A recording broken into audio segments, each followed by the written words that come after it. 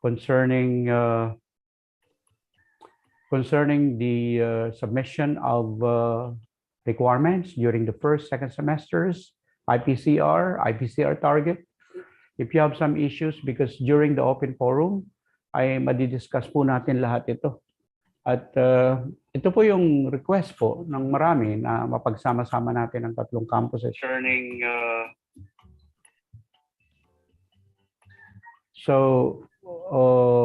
Ito po yung pagkakataon lagi. Kaya po napakahalaga po nito. Last semester po ay nagkaroon po tayo ng LAC Session 1, which is Flex Kulang 1.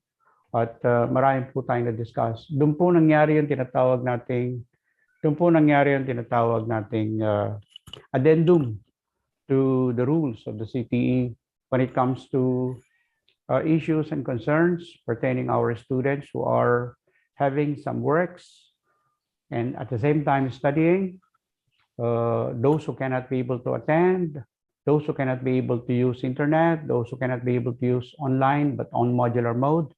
Ito po yung napag-usapan natin. At ngayon po nga, magang ito hanggang hapon, napakahalaga po nating discuss ito. Mag-share po lahat tayo ng ating mga ideas para po mapagtibay natin uli ang panibagong addendum on what particular rules and regulations can be adopted for CTE, CTE Oriental Mindoro. So I do hope that you can attend because this is very important. You can share. Please share. Do not shut your mouth. Do not sit your mouth. I need your suggestions, your ideas, your knowledge on this, your wisdom on this. Kaya po, pinipilit po natin magkaroon ng Flex Kulang 2, version 2.0. And this is sponsored by MBC, MinSU Bungabong Campus. Maybe next semester again, not the following second semester, not the following first semester, but probably the second semester again. Or as we open the first semester, to have Flex Kulang 3.0. And this will be sponsored by MMC or MinSU Main Campus. Yun po yung nire-request po natin. Okay, the time is 8:27, 3 minutes before we can start. How many people are here? 22 pa lang. Pakisabi na po sa ating mga kasamang guro na pasok na po kayo sa ating LAC session activities. Pasok na po kayo. Kasya po tayo dito sa Zoom link na ibigay ng ating napakabait na former Dean, si Doc April Baguan Feldan. So, meron pa po tayong pwedeng gamitin ang ating pong YouTube kung di po tayo kumasya. So, I would like to request, please, our teachers to come in. And for the meantime, please park your pen in doing other things. And let us have this LAC session today. Salamat po. Maraming pong salamat.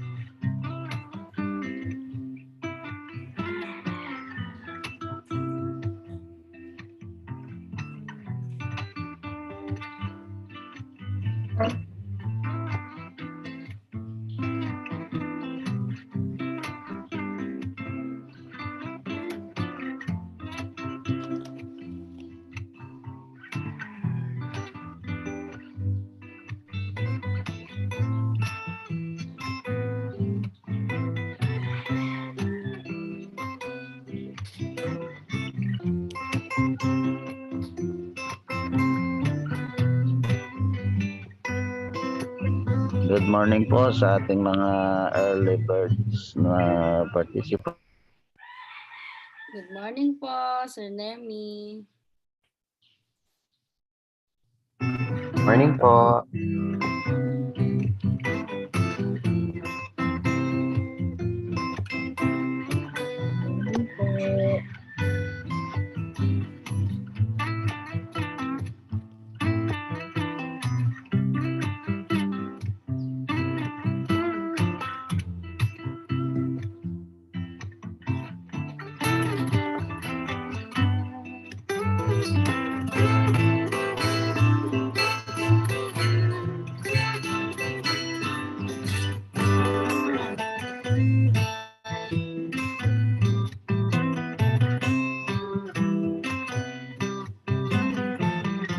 In 5 minutes, we can start po.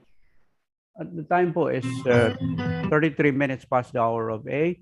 And then in 5 minutes time, we are going to start.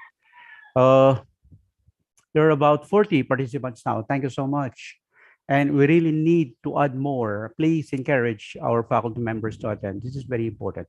So in 5 minutes more po, in 5 minutes, we can start. Ma'am LJ, get ready. Sir Pran, get ready. Yes po. Medyo iniayos lang po namin since may problema po kami sa internet ngayon. Ay, okay po. Pero nakabalik na po kayo. Yes po, Dean. Medyo nawawala-wala lang po. On and off po kami. Okay po. Okay po. So kung stable na po ang internet nyo, Ma'am LJ, kung stable na po, we can start po in 5 minutes. In 4 minutes po na. In 4 minutes, we can start. Yes po, Dean. Noted po. Thank you.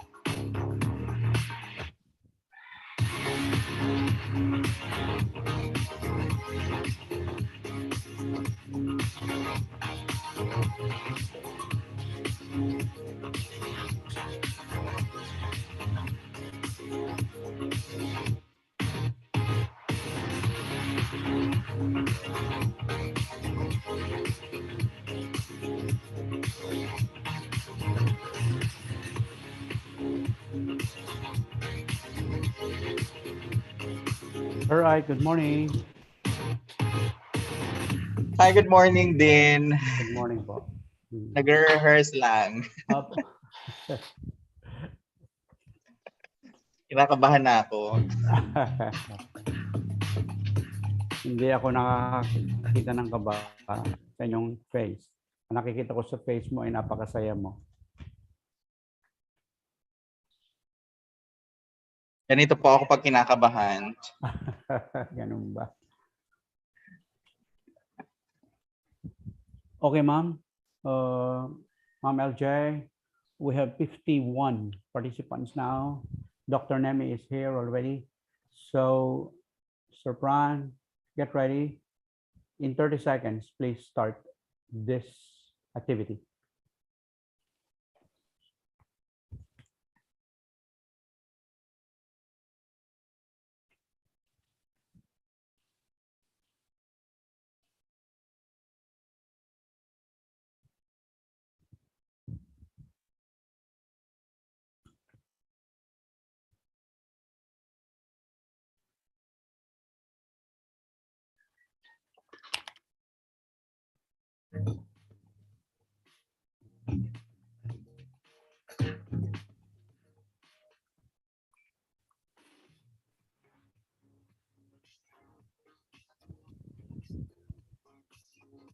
Good morning, Dr. Dennis Vignosa.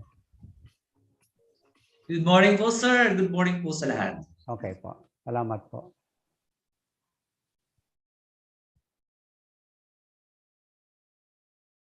Sir Raymark.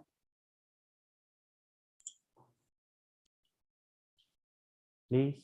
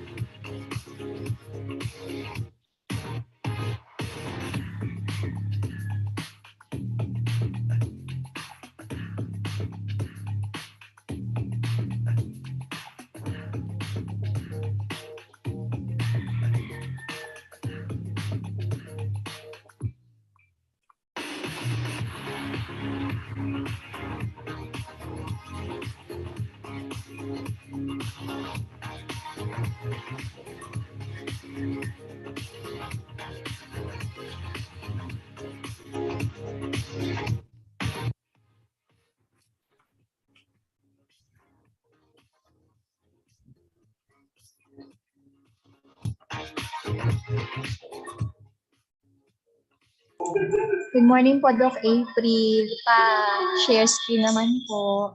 Salamat po. Okay po, di ko pa pala naaayos. Okay, go na Ma'am LJ.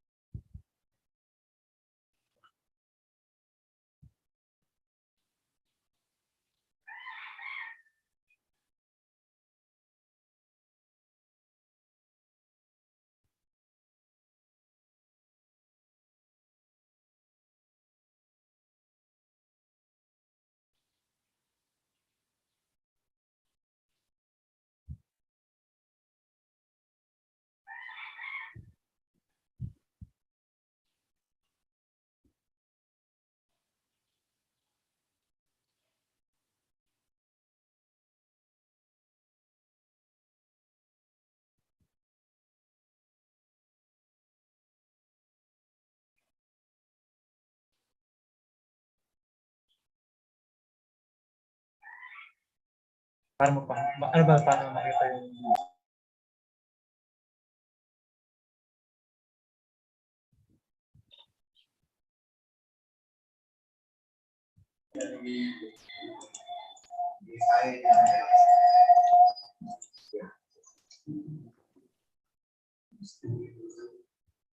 makita yung Meron,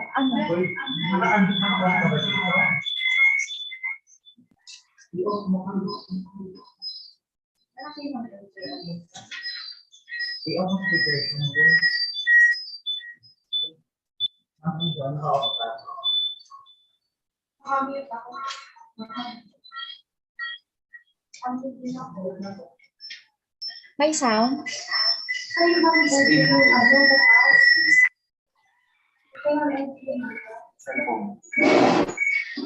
Feedback kanina? baka po maraming bukas na microphone.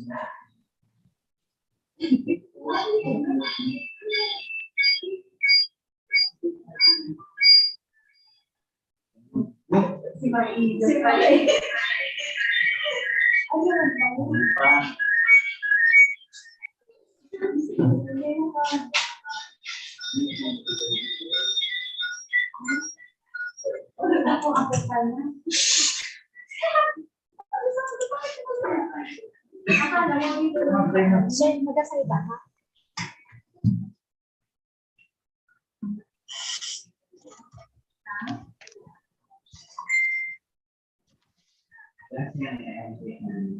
As we start today's event, let us be embraced by God's presence through this prayer.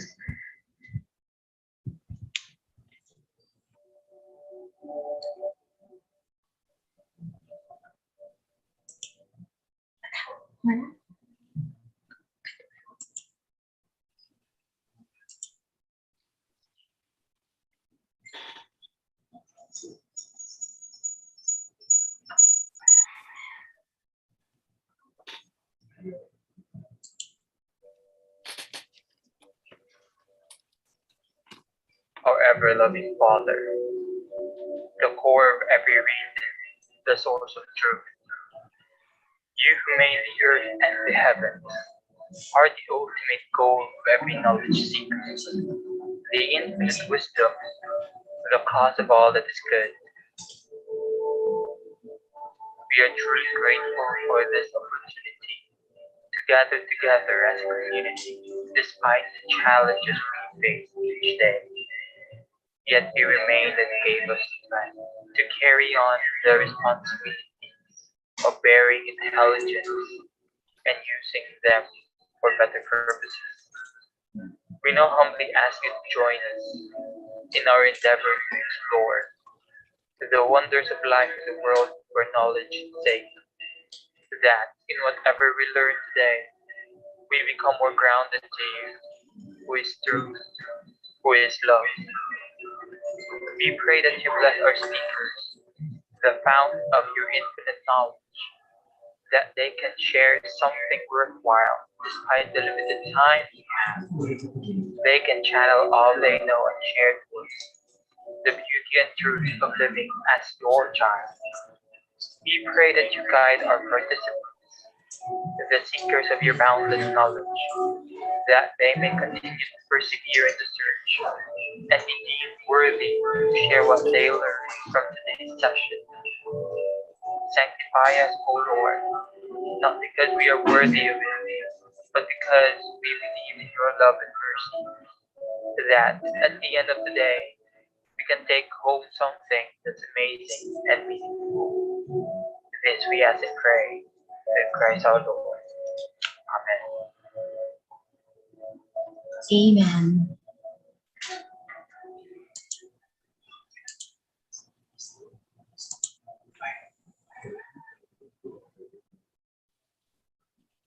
This time, let us sing together the Philippine National Anthem and the MinSU hymn.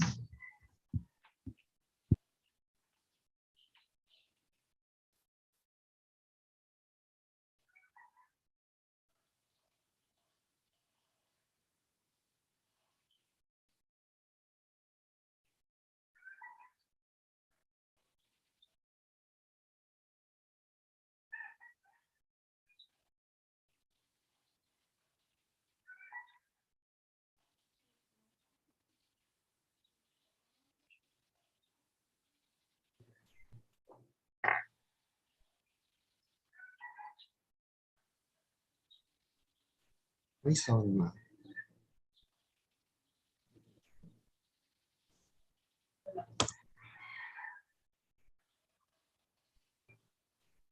Noon pa man, malaki na ang naging bahagi ng mga kababaihan sa lipunang Pilipino. Noon pa man, malaki na ang naging bahagi ng mga kababaihan sa lipunang Pilipino.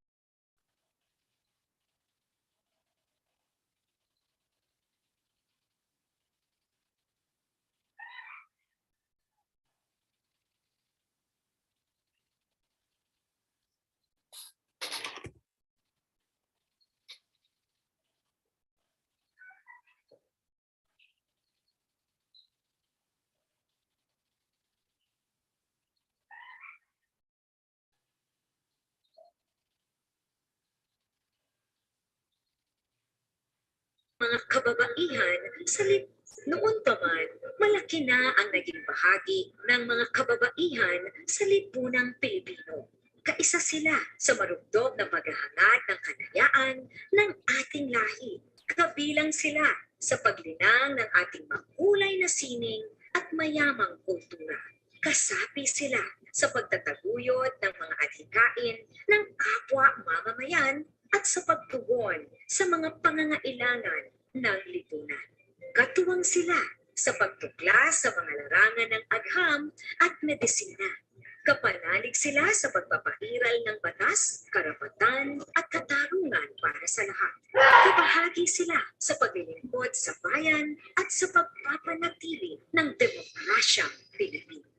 Sa paglipas ng panahon, hindi nagmaliw ang kanilang pag-ibig sa ating inang bayan. Mga kababayan, ito ang alay ng mga kababaihang Pilipino para sa bayan. Tumayo po tayo lahat at sabay-sabay nating awitin ang pambansang awit ng Pilipinas.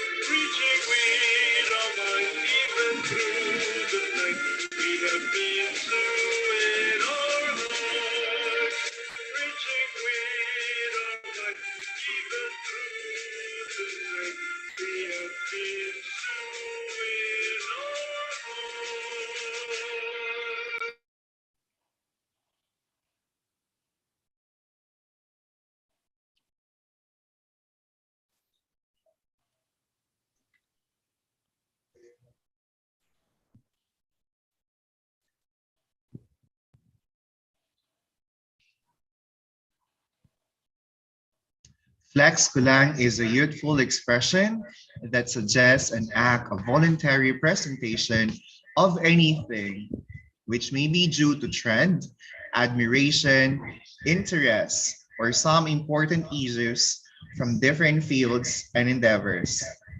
And education is no exception to it. With the very success of its first ever edition comes another one, Flex Kulang, a college-based retooling on flexible learning relevant to distant learning.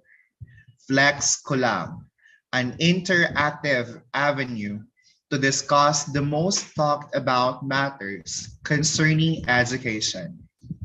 Flex Kulang, a signature event of MinSU CTE that leads to variety of learning opportunities. Flex Kulang, a humble program which serves as a simple contribution to shape better Philippine education landscape. Flex Kulang version 2.0, initiated and introduced by Dean Romeo C. Castillo, spearheaded now by MinSU Bungabong Campus College of Teacher Education in leadership of the program chairs Ms. Lori Jane Ray de los Santos and Mr. Jemser de los Reyes Celda, bringing two equally imperative and crucial discussions. One, old school versus new normal. Two, unique learning scheme in the classroom process in the 21st century, featuring two high caliber faculty and brain masters, Dr. Janicio Elvera Brinosa and Mr. Enrique Tingson Magalay Jr. Ladies and decent men, mabuhay. At this very juncture, we welcome Dr. Romeo C. Castillo, the Dean of College of Teacher Education, for his opening remarks.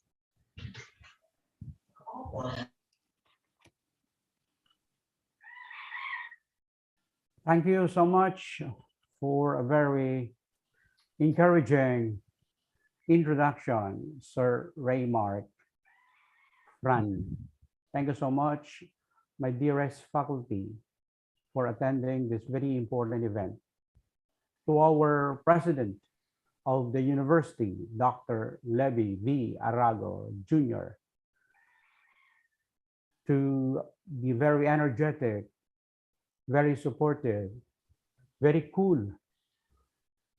This is the first time to see a vice president who is so cool and very talented, Dr. Nemesio H. Davalos, our vice president for academic affairs. To our CTE officers, the program chairs, the ST supervisors, our faculty of the three campuses, to our pre-service students, to all the education students. Good morning, everyone. This has been the activity of CTE since I started to become the dean. We are not going to stop until we polish policies, guidelines, rules, and regulations in our CTE. At the same time, we are not going to stop giving trainings to our faculty members to address common issues in teaching. This is very indispensable for us. That is why we are having this regular activities. Last March 4, we had the webinar on the K-12 program. I really hope and pray at the time that this will also be attended by our faculty members. But this is intended for pre-service teachers, program chairs, and ST supervisors. Do you know why? Because we invited the supervisors of DepEd Calapan and also DepEd Oriental Mindoro. I was surprised because they gave us 7 speakers. And the speakers gave us a very comprehensive, very important, and timely discussions on the K-12 program, the lesson planning, the origin of the K-12, why we have the K-12, the demo teaching of Madam Oliero, assisted by Sir Marino Cueto, the education supervisor also. And the lesson planning is also very important by Dr. Valenton, because the new lesson planning of DepEd must be learned by our pre-service teachers. because in the secondary, there are 7 E's. And in the elementary, we have the work-home lesson planning, which is intended only for the pandemic. Yes, pandemic is already 2 years, and this second semester, as our Vice President for Academic Affairs, Dr. Nemi, made a lot of meetings, discussions regarding the face-to-face program for laboratory subjects. We had already concluded the general guidelines and the specific guidelines for all of us to be the pattern on how we can use the limited face-to-face program. I do believe that we can finish the pandemic in months' time. We have alert level 1 in Metro Manila where they are applying limited face-to-face. And here in Oriental Mindoro, we have the level 2, but still we can formulate plans, great plans to introduce our face-to-face classes. We are about to deploy more than 600 pre-service teachers for Calapan City and for Oriental Mindoro. We had series of meetings with our ST supervisors and program chairs. We had done a lot of plans and guidelines on how we can send the troop of pre-service teachers to the different divisions.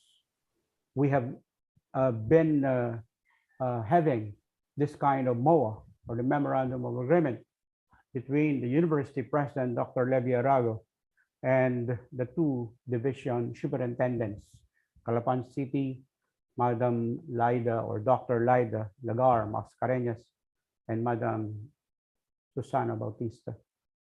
I had a lot of discussions with Dr. Charity Agabas Caponitan and also with Sir Christian Alberto, and everything is already polished.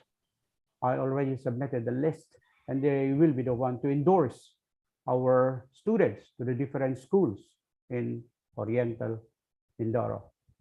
We had done this because of your help, because of your support, because we are one. Isa lang po tayo.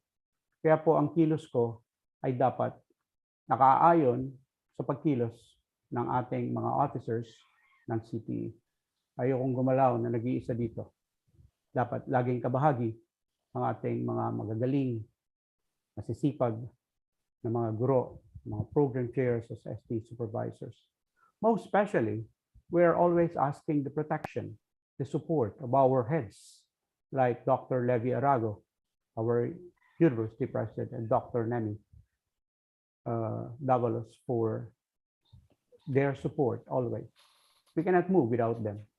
That is why we are having a smooth, very smooth work arrangements with our counterparts in the DepEd because of you, because of the 2 high-ranking officials of MinSU. Also, I am encouraging, a while ago I'm saying, I would like to encourage all the faculty members to attend this because this is their request. We wanted a unified meeting or unified activities of the 3 campuses. And this is also my dream. Not only talking with one group, MCC, or one group, MBC, and the other one, MMC. I want the 3 groups to talk together, share together ideas, and answer different issues and concerns. Because if we are just going to keep this, nothing will happen. I have been also a dean of the 3 programs. I've been a supervisor, and I have done a lot of plans before we can go on, we can move forward. Hindi ko kaya itong mag-isa. I still remember the kind of line regarding the educators of the 21st century, that the educators of the 21st century is having a track, a good track, that this is a kind of lifelong journey, a track to a lifelong journey between B and D, where B is a bay and D is a destiny. When I say bay, It means honor and fame. When I say destiny, we teachers are destined to serve ourselves for the benefit of our students. And at the middle of B and D is letter C, which is a choice. Do we have a choice between good and evil? Are we going to sacrifice to give the greatest good for our students? Or sometimes, I'm so sorry, the worst that we can give to our students. I say so because we teachers are embracing the word honorable. We have the honorable profession.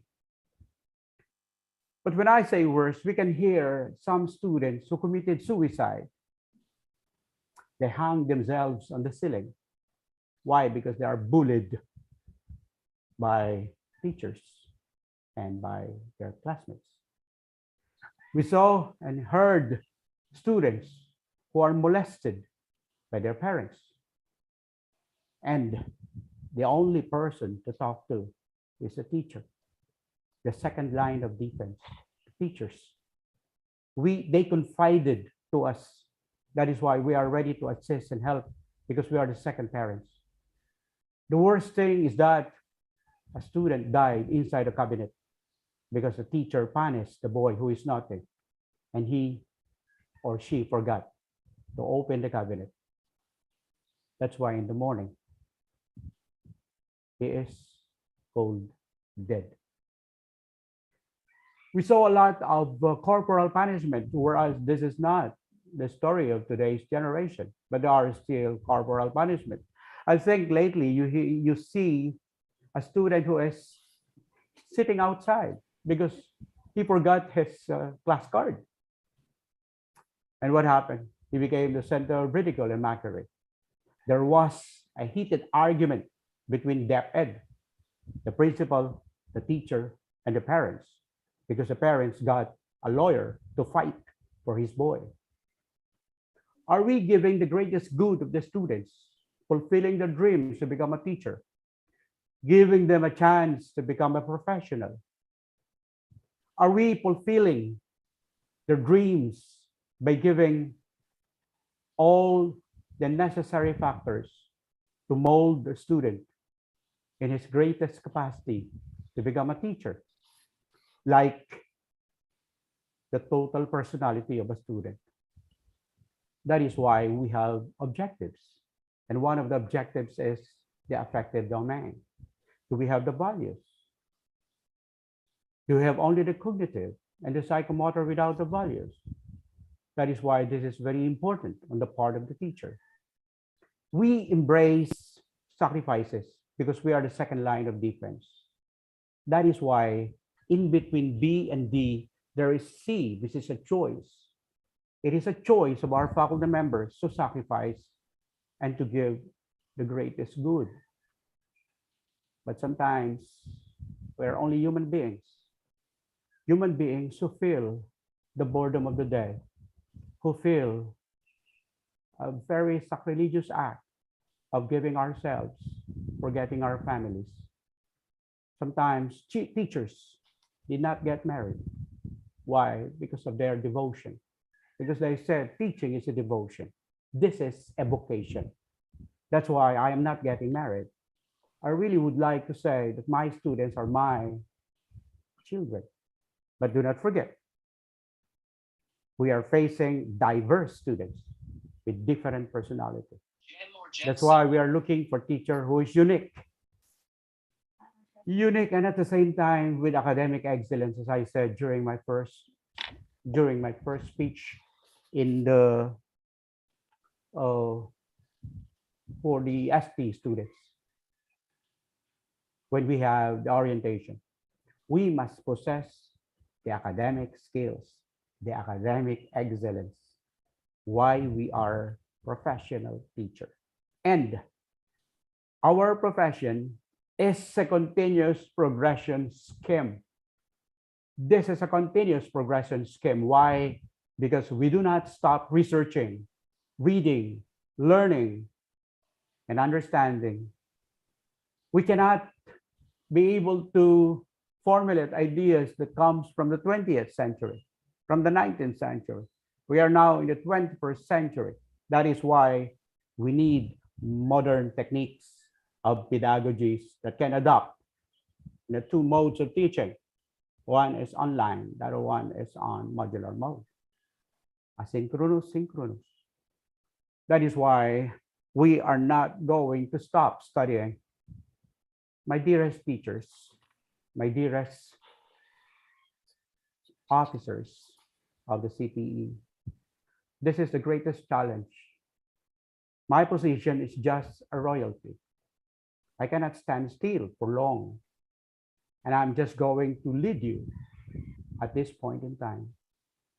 Because as I leave, for example, I leave you a legacy of a good education, of a powerful education, where students can pass the licensure examination for teachers, that majority can pass, that we are different from the rest of the universities of the Philippines and of the world, and we can give our students the chance to compete globally,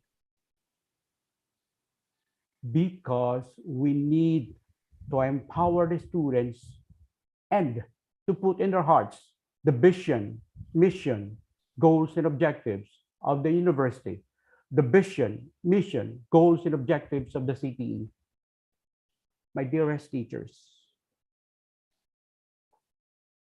I am very thankful for your sacrifices.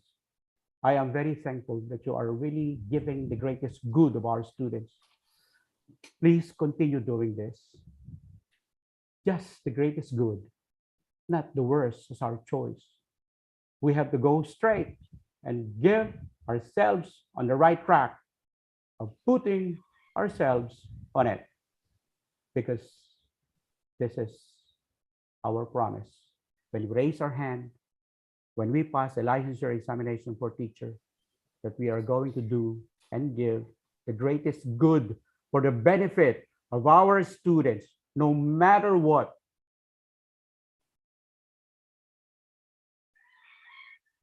Thank you so much. Good morning, everyone.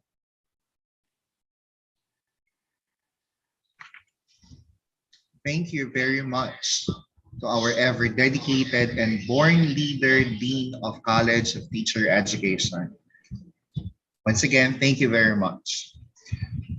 Now, we call on Dr. Nemesha H. Davalos, our Vice President for Academic Affairs, for his message that inspires. Good morning, sir.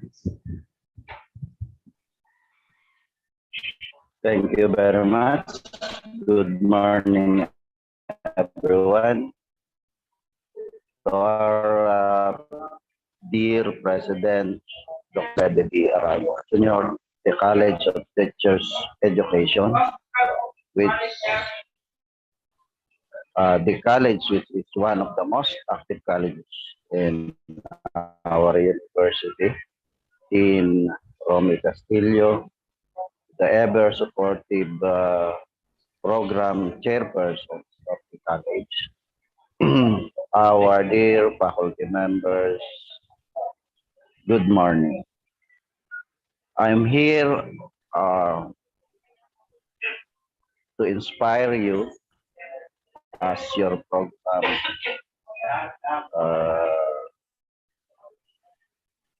told you, but I am really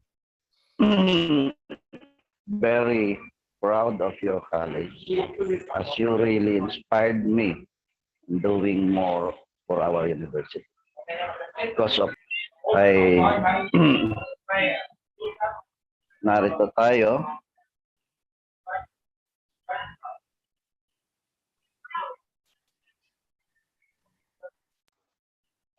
Narito tayo ngayon para sa inyong second round, yung para i-flex ninyo sa lahat ang kagalingan ng College of Teachers Education. Meron po akong mga sinerts na mga messages mga hiniram na messages para ibigay sa inyo ngayong araw to remind us how important na maging mga guro at teachers sa ating university. So, pasensya na po kayo kung medyo maingay. Nandito tayo ngayon sa barko. So, first, ito pong kay sinulat ni Sir Edgar Albert Guest. Sabi niya, don't quit. Often, the struggle has given up when the struggler has given up when he might capture the victor's cup. And he learned too late how close he was to the golden crown of success. So, akala niya malayo pa, pero andyan na pala. So, nag-quit.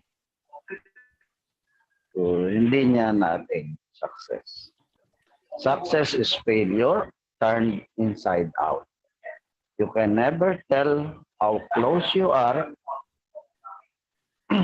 It may be near when it seems afar. So, yan po. And also, meron po tayong 8 passages na kailangan natin malaman sa buhay. Number 1, believe in yourself. Sabi nga, believe you can and you will. So, matter of believing yourself. Next po is stay strong. Sabi, dream, believe, achieve. Akala nyo, survive, ano po? Starstruck po yun. Ano? Next po is never give up. A little progress each day adds up to big results.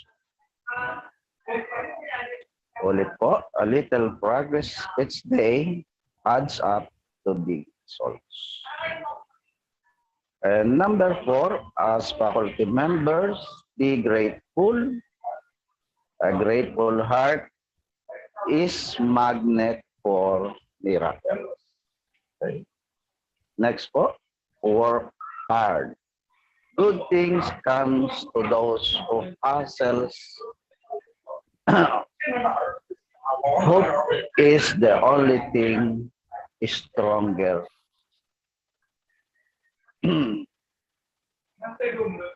than fear. Ulit po. Hope is the only thing stronger than fear. So when you hope, you will never.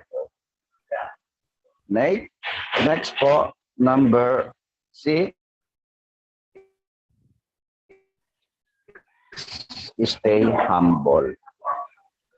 Work hard in silence. Work hard in silence. Let success makes the noise. And number 7, be kind. Kindness makes you the most beautiful or handsome. So that's why practice natin yung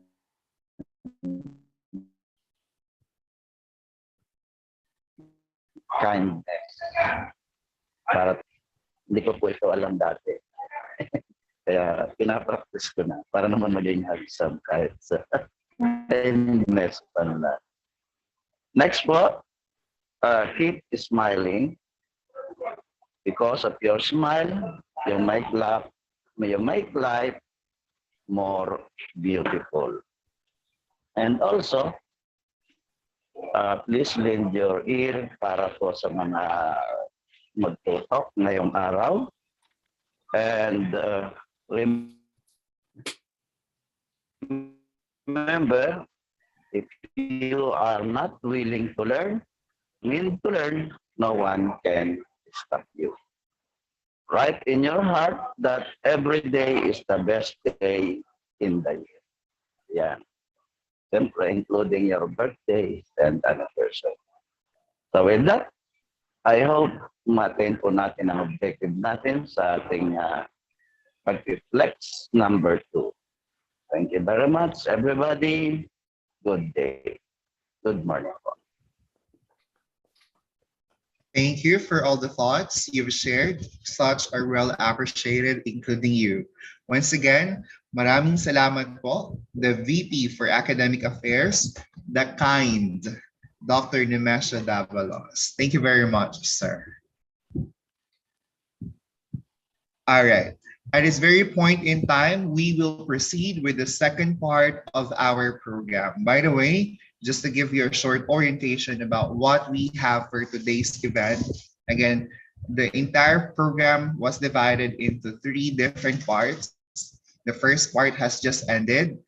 It contains all and everything, including the opening. The second part contains the training proper, which will be until 12 noon. Here we highlight the different sessions. We have 2 different sessions. Again, the first one is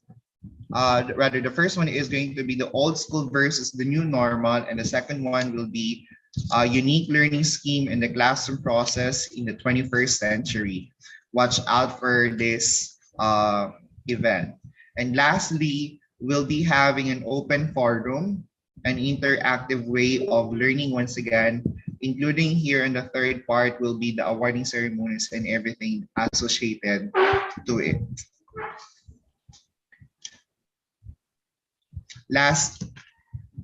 From the last time we've had this kind of program, several things were given emphasis, such are identifying key competencies for syllabus making, imperative and crucial enough for everyone, especially among us, involved and included in the process of syllabus making. And I do hope that everybody has applied all the learnings that they had in preparing their syllabus that had been submitted already since the very first semester. And now we're making a new batch of syllabi.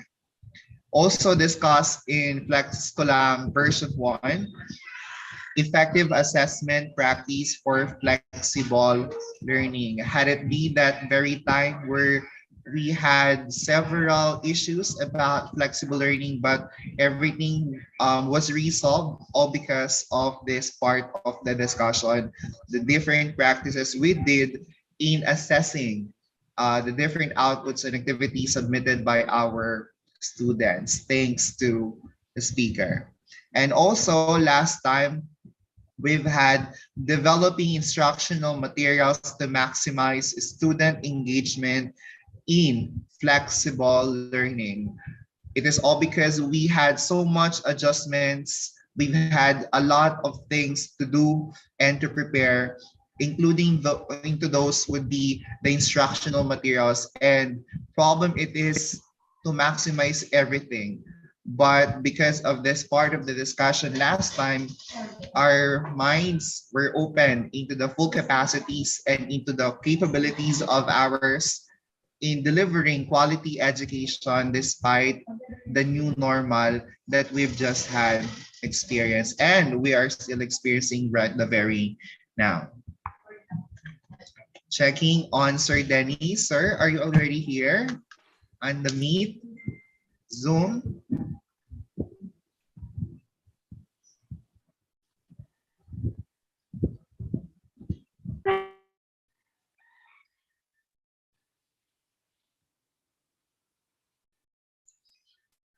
Permission to speak, sir. Sir Raymar. Yes, Doc Eva. Good morning, ma'am. Good morning po. Nagkaroon ng konting problem dun sa kanyang presentation. Gawa nun, di ba, nag-brown out. Ay, nandun kasi yung kanyang presentation sa kanyang laptop. Pwede kaya si Sir Ike muna? Paano kaya po yun?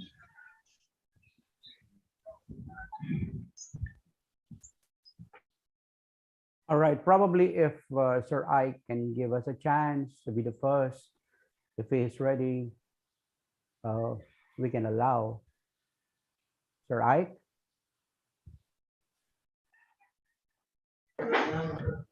Unfortunately, Sir Ike had the same problem with Sir Dennis, so he's still doing his best to troubleshoot the error. All right. By the way, before, as we are waiting for the two speakers, caliber speakers this morning, I would like to share with you today the CTE vision, mission, goals, and objectives also that I submitted to. Just tell me, Sir Pran, if they are ready. That we submitted on the Okay, annual sir. reporting last December 28, 2021. And we submitted our annual report for the CTE that I started last March till December of the 28th. And in that annual report, I shared the new vision, mission, goals, and objectives of the CTE that we are going to put in our syllabi. At the same time, we also submitted uh, our yearly action plan. The only thing that I think there is a little problem is on our 5-year development plan because of the intrusion of the LUDIP, right? So as we reconcile everything, we can submit again a 5-year development plan of the CTE. Also, my dear faculty members, I would like to give kind reminders, sweet reminders to all of you that we need to complete our grades because until now, Ma'am Angie of Calapan City, I don't know in the main and in the Bungabong campus, if we completed the submission of all the grades for the first semester. Because Ma'am Angie made mention only, I think, the BSIT and I think the criminology, but we are not yet part of it for the completion of our grades. At the same time, I would like to encourage you to submit your IPCR.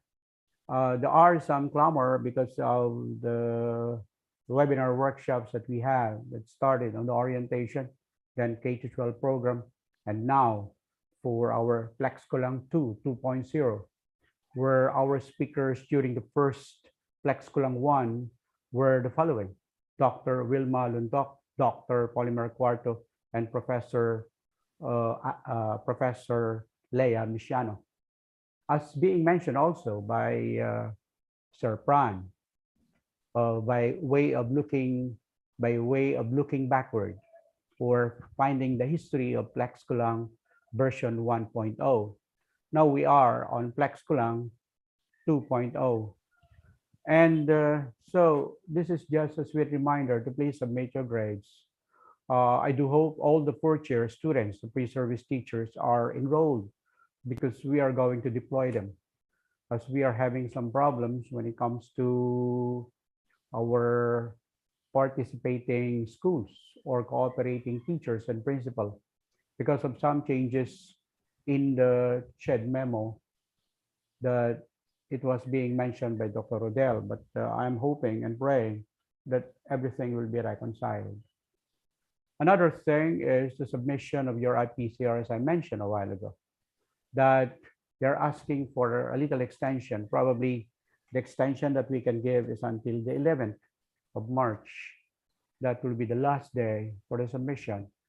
And if you are going to submit your IPCR, the 4 areas must be given tentative grades: the instruction, research, production, and extension. Research, extension, production, and instruction. Why? Because the 4 areas made discussions to us on how they can give grades, like the research. According to our coordinator in research, Sir Leonel Mendoza, that the marks or the grades or the ratings must come from them. That is why we are going to ask also the 4 areas in your different campuses, main and Bungabong campus. So this is very important. That's why during the first time that I asked our faculty members that they should undergo an interview with me for the target IPCR, so that you can reconcile the target to your accomplished IPCR. because I saw some IPCR with the pencil, for example, with grades that are in pencil form.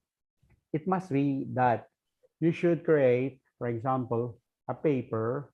You should submit a paper where the following area heads are there. Like, for example, for the research, Sir Mendoza is there, Janalaya is there, and Madam Ching Untalan is there, and then the person concerned, and then approved by the CED and approved by the dean. Now, if it is approved, for example, by the research, and then you can finalize it. You can finalize the mark, and then with the signature of the concern.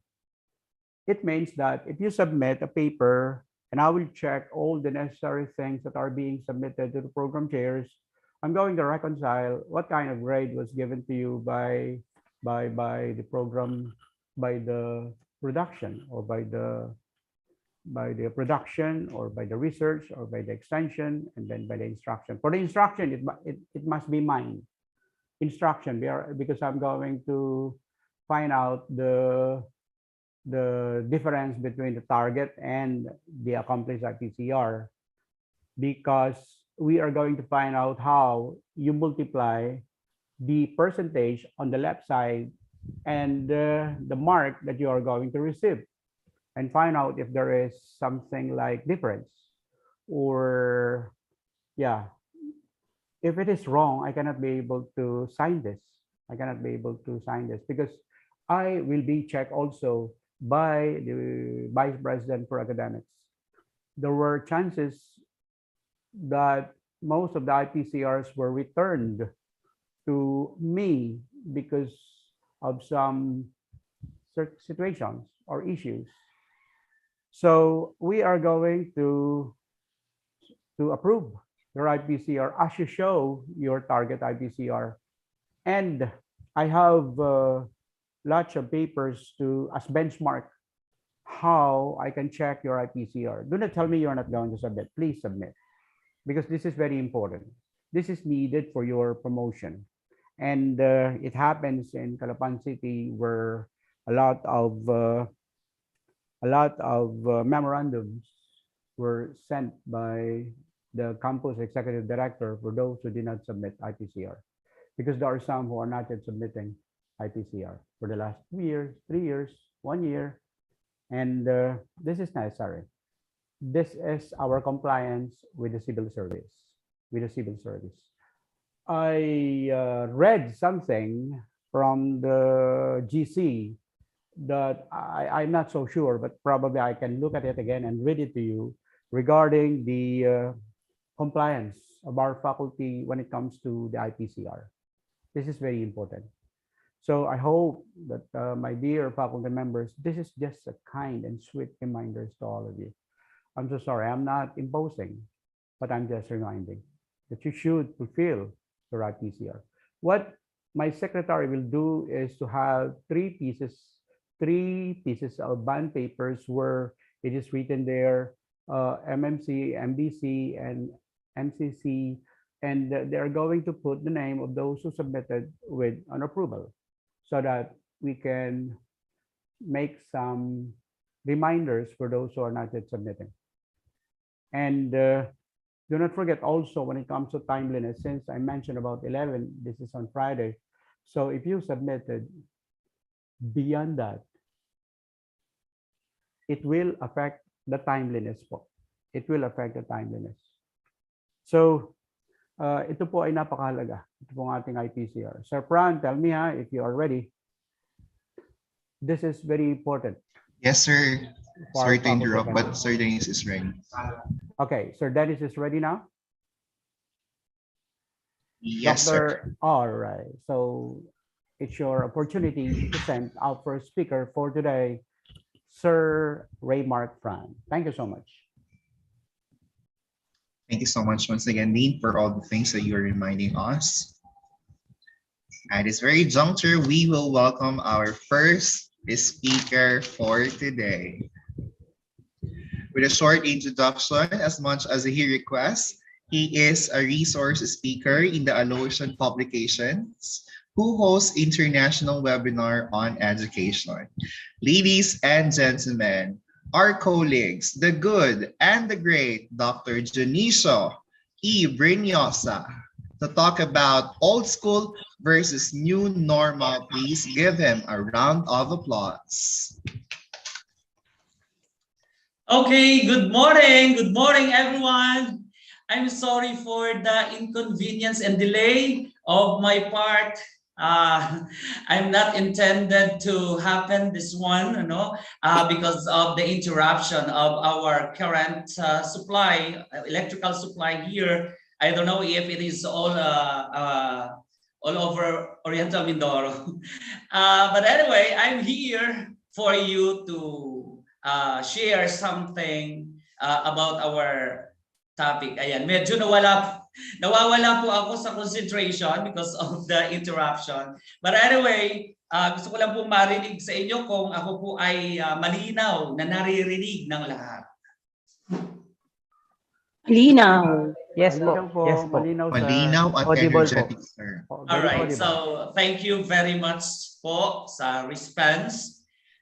To our beloved University President, Dr. Levi Arago Jr., good morning po. And to our Vice President of the Academic Affairs, good morning, Sir Davalos. And of course, to our Dean of the College of Teacher Education, Dr. Ramiro Castillo, good morning po, sir. And to all the physics or the program chairs of the different campuses, good morning. And to all of you, my dear colleagues, a great day, everyone. So it is my honor and pleasure to be a part of this very significant meeting or whatever, kung ano ang tawag natin dito, NSET ba ito or training ba ito. Anyway, good morning everyone. Ako po ay nagagalak na maging kabahagi ng programang ito. And I would like to thank first Dr. Ramiro Castillo for selecting me as part of this program. This morning, I am tasked to discuss with you, my dear colleagues, about the old school versus the new normal. I know that everyone is very much familiar with this term, but let us refresh our mind, our knowledge with regards to this old school versus the new normal. Let me share with you my presentation.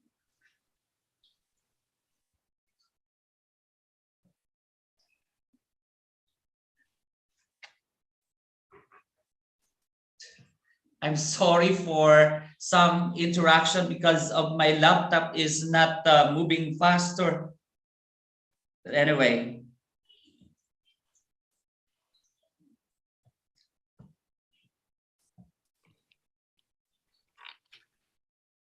So gusto ko lang po malaman kung nakikita nyo na yung presentation ko.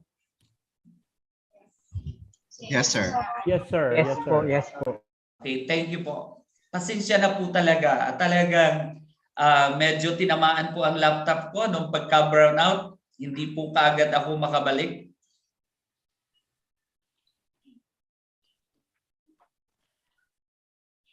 And I don't know what happened or what is happening now in my laptop.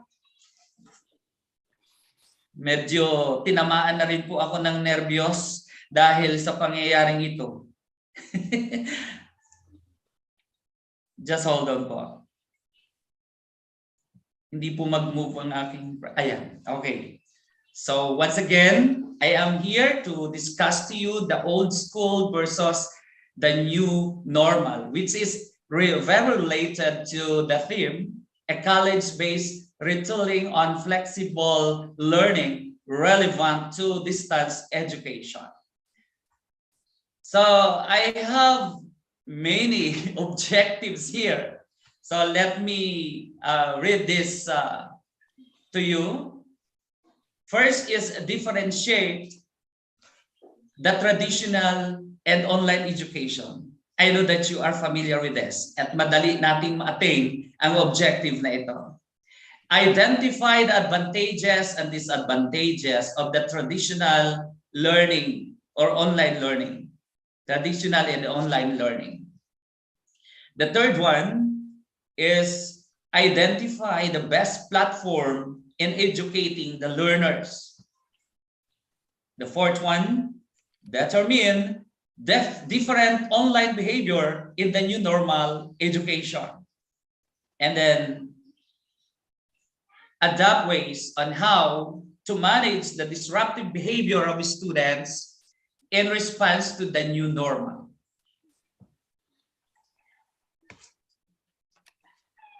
So as you can see on my slides here, so we have there the classroom learning versus e-learning. May I have some of your views, ideas with regards to this? Classroom learning and e-learning. Let's have a short comparison or short moment of comparing these two way of learning, the classroom learning and then the e-learning. Anybody who wants to share idea about this? So nakikita ko sa screen ko ngayon, pasensya na, Dr. Gary Kwasay.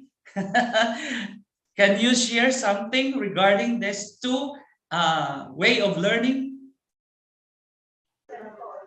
Hey, good morning po. Kaya pala dapat naka-off cam. Tinatawag pala pag naka-on cam. Sige po. So based on the presented image po, classroom learning versus e-learning, the one is the traditional one and the other one is the new way kung paano po natututo yung ating mga estudyante. Wherein doon sa ating classroom learning, as expected, the students are inside the classroom, the materials, the books, the teachers, I mean, everything within the classroom po, visible siya. And when we talk of e-learning, then automatically, meron pong gadget, and learning can be done kahit saan man pong lugar, not exactly kailangan nasa loob ng classroom po. Thank you po. Oh, okay, thank you very much, Sir Gary. Sige, hingi pa tayo ng ilan pa, ano? So, mula sa mga expert na talaga sa larangan ng edukasyon, tumawag po tayo. Let us call Dr. Leonicia Marquez. Ma'am, pwede po bang mag-share something about classroom learning and e-learning as you experience, as you observe? What are those? Good morning, everyone. Morning po. So, basically, when we say classroom learning, it's more on, expression of oneself, whatever the strategy is being used by the teacher, the activities, or having the old one, the question and answer, or any other form activities done in the classroom. And you can do a lot seeing everyone face to face. That's one. And of course, the difference between e-learning, sometimes we have experienced the beauty of it, but then sometimes the problem is the signal. But I see it as also a very effective one. Parang both have advantages and disadvantages. Okay. Thank you. Thank you very much, ma'am. Totoo po yun. Alinman sa dalawang ito ay may maganda at meron din namang hindi kagandahan na dulot both sa teacher at saka sa estudyante. So, let us talk about the online education versus the traditional education. And we can see there the pros and then the cons. In recent years, education has been or has become one of the fastest growing trades, and online education also becomes more famous in the fast-paced, expanding society. Online courses enable scholars to take courses from different countries. Some universities, schools also allow online courses or blended courses in both in-class and an online medium. These traditional brick and basin institutions are also giving more online courses to cope up with the excellent learning process. The emergence of online education is moving just because of the expansion of technology and the desire, of course, of people to learn at their own pace. Therefore, the transition of classroom learning to online learning has created a surefire for both learners and teachers. Still, some unique characteristics form a thin line between the two options of learning. Despite the tremendous popularity of online education, most people stay away from such method. The individuals get the type of course appropriate depending upon their requirements and choices. What is traditional education? The traditional education, as we reminisce or recall, it is a method consists of daily attendance, as Ma'am Marquez said, in the classroom. The interaction between the students and teachers at their own class. Manage discipline by following a schedule in school. Enhance the students' health as well as mental alertness. This process helps the teachers to recognize their students' personality, or personally, through this, they can evaluate the strength and the weaknesses of students and can lead to a better possibilities. The constant interaction between the teachers and then the learners helps to build a better relationship between them. The students also share their aspects directly with the teacher and clarify their doubts at the right moment. The books, materials, notes, questions, and answers pattern are generalized by the way that serve the students in a better way. This process is best suited for the younger students who are attending the college, who wants more guidance and direct contact with the teachers or professors. Traditional learning can be more convenient for students who value the school experience, more desirable than online learning. Let's talk about the traditional learning advantages and disadvantages, as Ma'am Marquez said. So on the advantages side, it has direct contact with the teachers, students, and advisors. More access to school activities. More suitable for hands-on training. So all of these are good, given by the traditional education. While on the disadvantages side, it is less flexibility in class scheduling, less cost-effective, and more travel to and from class. We will talk about that later. What is online education naman? Online education involves taking courses on the internet. It is versatility and convenience, which allow learners by allowing to read of their own pace without following a strict schedule. Online learning is best suited for regular students. However, the course can be compiled anywhere just with the help of a device and internet connectivity. This form of learning makes it ideal and cost-effective for students who can't attend regular classes. The students can get online learning materials, online videos, lectures, animated videos, online games, graphics, and many more to secure online education. I know that every one of us here, as the professor and teacher of our students, nagpo-provide tayo ng mga bagay na ito. Live communication is the best way to learn in online learning, as this gives a two-way interaction through video conferencing. Professors or the professionals can expand their talents and career opportunities with the help of online education. Online degrees are very effective for professionals to get promotions in an organizations. The learners cannot attend the regular classes after the restless and exhausting schedule of your job life. They can save their precious time, money, and energy easily.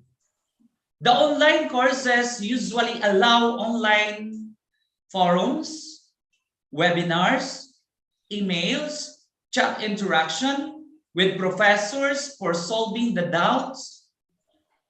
There are some online search engine na ginagamit natin, or yung mga platforms na ginagamit natin, such as Google, Yahoo, Twitter, and many more. All of this are giving more information, resources for free, which helps appropriately. Now, there is the paradigm shift for teachers' challenges in the new normal. It's no secret that education system here and abroad have been hit hard by the COVID-19 pandemic. And while we sometimes hear about the difficulties of parents and students with online learning, teachers often have a fair share of challenges. Teachers must ensure that the quality of learning remains even with the absence of face-to-face experiences, from the planning of lesson or the lesson planning to the conducting of classes and distributing of assignments to our students. We are using the blended learning platform. Modality. It is a combination of both online and offline learning methodologies with the use of technology. Online is when the students study with their teacher and classmates through the application that use a webcam, while offline is when the teachers provides the students with the lessons, sheet works, or assignments that they can finish at their own pace within the deadline. All works are submitted and graded via online. So yan po yung ginagawa natin. Wherein sometimes nagkakaroon tayo ng mga usapin with regards doon sa deadline. Tama po ba? Lately na lang, naging usapin namin ito. Pagbibigyan pa ba natin yung mga estudyanteng lumampas doon sa ating isinet na deadline? Malaking usapin yon sa ganang akin. This new way of learning brought by COVID-19 pandemic can be an additional challenge during this tough time or hard time. And since going back to the normal, we are all accustomed to is not going to happen anytime soon. Let us all do the best we could to adjust and make these current situations work. Remember, the goal of online learning is to keep the students engaged academically in order to retain what they have learned. The role of our teachers, or our role as their teachers and professor, is in shaping the minds of the nation. It is our role. A sacrifice and an act of love, for it takes time, attention, and patience. We have to consider all this way. They have doubled, maybe even tripled, or more than in this pandemic time. Clearly, teachers have been seeking ways to continue the learning process of students, refusing to give up on their vacations. Sometimes, nawawala na yung bakasyon natin. Nagsasacrifice tayo ng maraming bagay in order to give more for our students. Our materials, money, time, effort, all of this, given ito sa ating mga estudyante. Online education can be as comprehensive and connected as an online real-time video lecture. The term online education means any sort of educational, pedagogical practice that uses the internet as a means of conveying information, but it can be done in several ways. For instance, the teacher may want to hold an online class, and the students will log on with their personal computers at a given time. In this way, the class can be conducted in the same way it would be in a real classroom. In other situations, the teachers may pre-record a set of lectures. Ang dami nating ginagawa na paraan. Students will have important information and can access it, yung mga ginawa natin online, in their own free time, sa mga free time na mga estudyante nila ginagawa, communicating questions and concerns electronically. Marami tayong ginagawa na kung saan na ipoprovide natin for the sake of our students. Ways to engage. Each school faces a different set of challenges with students' engagement. Isa ito sa mahirap kung paano natin ma-develop yung engagement with our students. Kasi hindi natin talaga alam kung they are really serious with their studies. Kaya tayo ng mga teacher ay isa ito sa mga challenge sa atin on how we can make their engagement to their studies. But for some educators who have already facilitated online classes and face the same problem, these methods can come in handy in preparing for the new normal of learning. Create an engaging lesson plan or syllabus. Napakamahalaga nito. Ako po, kahit ako ay nasa college na, sanay po kasi ako sa DepEd, nung ako nasa DepEd pa. Kasi po ako po ay 17 years na naglingkod sa DepEd. Sanay po akong gumawa ng lesson plan doon. And then, nung mapasok ako sa kolehiyo, or sa tertiary level, natuto naman po akong gumawa ng syllabus. Ito ay napakahalagang bagay sa atin bilang mga guro. Yung to create an engaging lesson plan and syllabus. It all begins with having an interactive and dynamic lessons to keep students engaged throughout the class. This works well for classes that utilize video conferencing tools. since teachers can easily command the way the lessons will be conducted for the day. It can also be replicated for teachers making use of a learning management system o yung tinatawag nating LMS by integrating instructional videos and links to interesting websites into their online modules. This is very important also. Partner with parents. Maaari ang iba magrereklamo sa aking sinasabing ito kasi nasa tertiary level tayo. Ano? Yung partner with parents. Pang elementary lang yan, pang high school lang yan. No. This is very important. To partner with the parents or guardian of our students. Alam ko po, meron po tayong mga kasamahan ngayon dito ng mga high school teachers or sa laboratory teachers. Ito po'y para sa ating lahat, hindi lamang sa laboratory teachers, kundi doon din po sa ating mga nasa kolehiyo.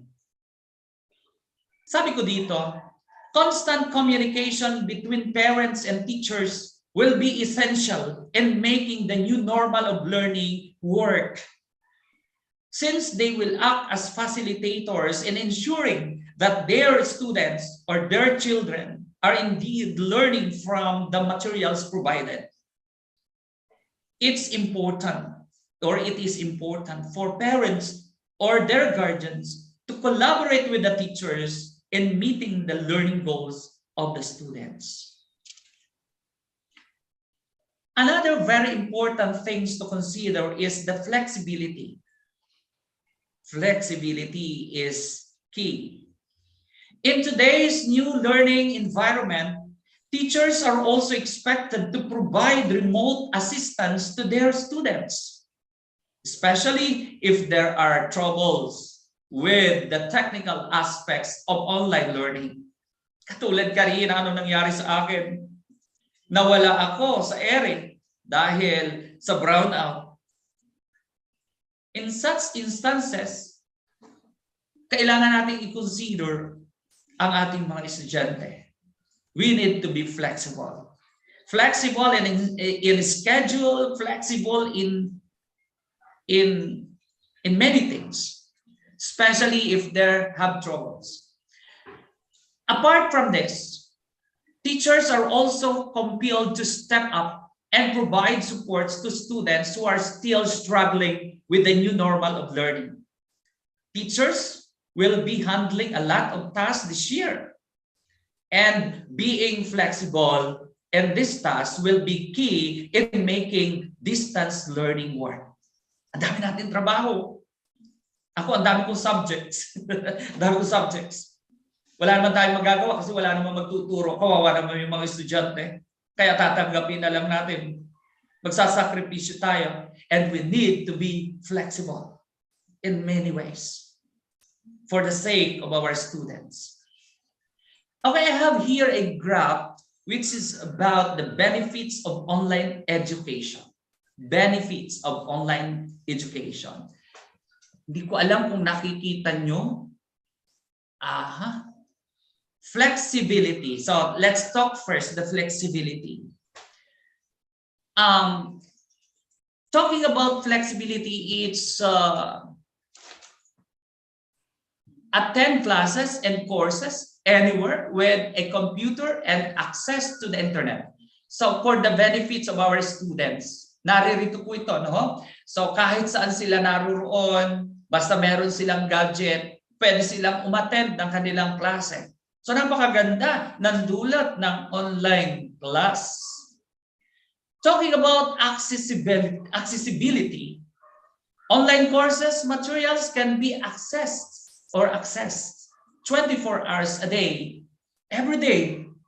Ganon kaganda yung dulot ng online. Global knowledge. The students are exposed to the knowledge shared by the instructors around the globe, which cannot be learned in books. Opo, totoo po yun. Maraming mga information, knowledge na makukuha tayo over the internet na minsan hindi natin na matatagpuan sa libro. Students control study time. Students may not have to sit for long periods of time. Lessons can be paused when needed. And notes read at will. Kung kailan sila may time at kailan nila gusto, ay yun yung kailang control. Chance for interaction. Online courses may be less intimidating than the traditional classroom setting. Bakit ko po nasabi? And it could help to increase student interaction. Kung mapapansin ninyo dun sa classroom learning natin, marami mga estudyante na mapapansin natin mahiyain o di kaya ay madalang magsalita. Pero dito sa online class, dahil akala nila ay nagsosolo lang sila sa paligid nila, nakakapagsalita sila. So ang ganda ng dulot ng online. Cost effective. It offers a lot of savings because there are no additional costs for transportation and accommodations. Yun. Ang laking advantage nun. Ang sabi naman ng iba, reklamo naman sa load. Well, kahit pa ikumpara natin sa gastos doon sa transportation or sa boarding houses, sa rental, mas malaki pa rin ang magagastos doon kaysa sa load. Better opportunity. Students are given the opportunity to choose from various schools and courses. Yes, it provides opportunity to many. And this online platform of education, it is more on student-centered. Every student has his own or has his or her way of learning that works for them. So I have this table for you to evaluate the online education, showing the advantages again and disadvantages. So, more flexibility for students who work full-time. Kasi may mga estudyante tayo talaga na working din talaga. Nagtatrabaho na sila. So, it's a great opportunity for them to study. The capacity to complete assignments at times when it is most convenient. The ability to get a degree from a school in another states without moving. Less travel. Tama po yun. Ito na may mga disadvantages niya. Less direct contact with the students and teachers. Totoo po yun. Limited opportunities for students and the school's activity. Yan po yung marami ang nawala. Subject to technical difficulties and software crashes. Ayan. Yan po yung malaki rin sa nagiging problema. Yung mga technical aspects natin and software aspects natin. Another comparison with regards to the face-to-face instruction and online instruction. Teacher-centered, learner-centered. Activity-rich, media-rich. Synchronous, asynchronous. Scheduled, 24/7. Ready ang lahat. Physical classroom, virtual classroom. 30 to 1 interaction. Samantalang dito sa kabila, 1-to-1 interaction. Doon sa classroom situation natin, 30 students and above, 1 teacher ka lamang. Samantalang dito sa online, isa-isa pwede mong gawin. Magkakaroon kayo ng interaction. Daily board assignments, LMS. Each student does the same. Student's choice. Textbooks, dynamic content, individual, collaborative. Ayan. So nakita po natin yung differences ng face-to-face instruction at online instruction. Both of this has highly qualified teachers. Kailangan sila. Special accommodations, of course. Class rules is also needed. Assessment, common core standards, discussions, and feedback. To continue, when we say synchronous, alam niyo po ito, it requires regular classroom attendance in a physical location on a fixed schedule pace dictated by the teacher. Ito po yun. Pag sinabi ng teacher, okay, ito ang ating lesson. Natatandaan ko nung sa DepEd ako, talagang meron niyang curriculum guide na sinusunod. Kailangan tatapusin mo yun, tatapusin mo yun within the quarter.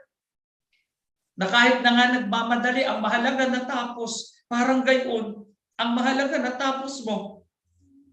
Well, communication and collaboration typically happens in person. Instructional approach, small variety of courses. Yan po yung sa face-to-face. While on online, we have, of course, opposite to that, maybe asynchronous. We have flexible schedule and pace. All activities online and resources are online. Communicate and collaborate digitally, real-time data and feedback on quizzes, facilitation approach, wide variety of courses. All right.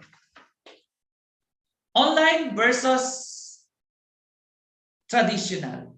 Which one is better? Hindi ko na muna po kayo pasagutin. Ang akin nasa planong kagabi ay isa-isahin nating tatanungin ang lahat kung alin ba ang gusto ni John. But because of the time constraint I have now, sige po, magpatuloy po tayo. Online education versus traditional education, which is better? Here are some of the key factors that come into play when looking at online versus traditional education's differences. First, social interaction. Yes, it is one of the factors na kailangan nating i-consider with regards to this both online and traditional education. Kaya pwede natin masabi which is better through this social interaction. Kanina nakita po natin yon. Another one is flexibility. Yeah, flexibility. Saan mo mas na-exercise natin yung flexibility? Budget. Yeah, budget. Kailangan i-consider ito. And of course, methods, tools, and facilities of teaching. Isa sa pinakamahalaga ito. Yung methods, tools, and facilities of teaching. Kung ito ay diskrasyado din ang learning ng ating mga estudyante. And of course, discipline. Isa ito sa magiging focus ng talk ko mamaya-maya sa bandang huli. Yung discipline. Discipline of the students and discipline of the teachers. Sama-sama po tayo dito. Hindi lamang estudyante. Kasama po tayo. So given na ito kanina pa, so yung old school and then the new school, the 20th and the 21st century, the time-based, outcome-based, textbook-driven, research-driven, passive learning, active learning, teacher-centered, student-centered, fragmented curriculum, integrated curriculum, printed assessment, multi-forms of assessment, print, multimedia, isolation, collaboration, facts, memorization, but on the other side, higher order thinking. Wow! Ang gandang comparison na nito. At pwede na tayong mamili, which is better. Now, on the previous years, or on our experiences in the field of education, there are frequent questions na tinatanong.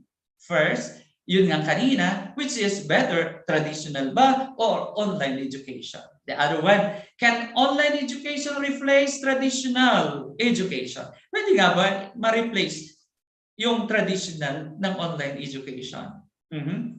Pwede? Pwede ba o hindi? Okay. Is online school harder than regular school? It depends on the situation actually. Itong sagot natin doon sa mga tanong, it depends on the situation. Katulad na lang dito sa atin. Siyempre, mahina ang internet dito. So, maaari ang habol natin ay yung traditional school. How does online education affect student? Well, malaki ang effect nito sa student. Even in us, sa ating mga teacher, laki din ang effect nito. Pero kailangan nating i-absorb ang lahat ng effect nito sa atin kasi this is our way, this is our world now. Okay, let me proceed to the second part of my topic, which is about the observable online behavior of the students, including the teachers. Isinama ko po talaga ang teachers kasi sometimes nagkakaroon din tayo ng mga attitudes against the online study or online learning. Teaching is a very challenging aspects of our job, let alone getting your students' attention and keeping them engaged. But things can be even more difficult when you have to handle bad student behavior. Do you have any experience of disruptive online behavior of your students? Meron na po ba kayong na-encounter? Pwede po bang humingi po ako ng ilang karanasan nyo na masasabi nyo disruptive behavior, online behavior of the students? Anyone from the participants, please? Hindi ko po kayo nakikita kasi naka-slideshow po ako. Volunteer na lang po. Sige, tawagin ko si Ma'am Eva kasi siya ang pumasok bigla sa isip ko. Baka merong idea si Ma'am Eva. Ma'am Eva, andyan ka ba? Hello po. Hi.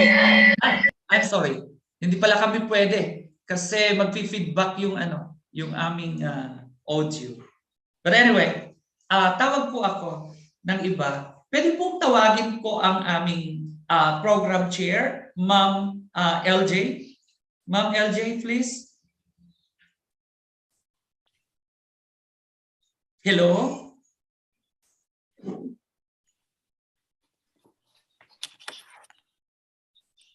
Hello po? Ako po ba naririnig ng lahat?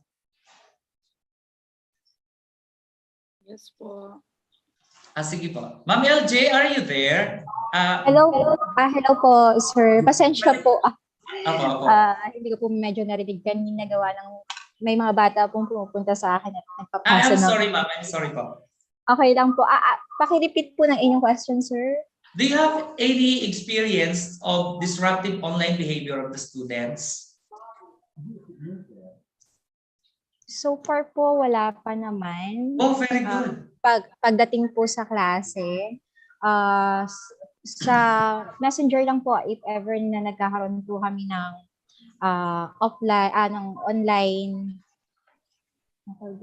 online consultation po via Messenger. May mga pagkakataon lang po na may mga batang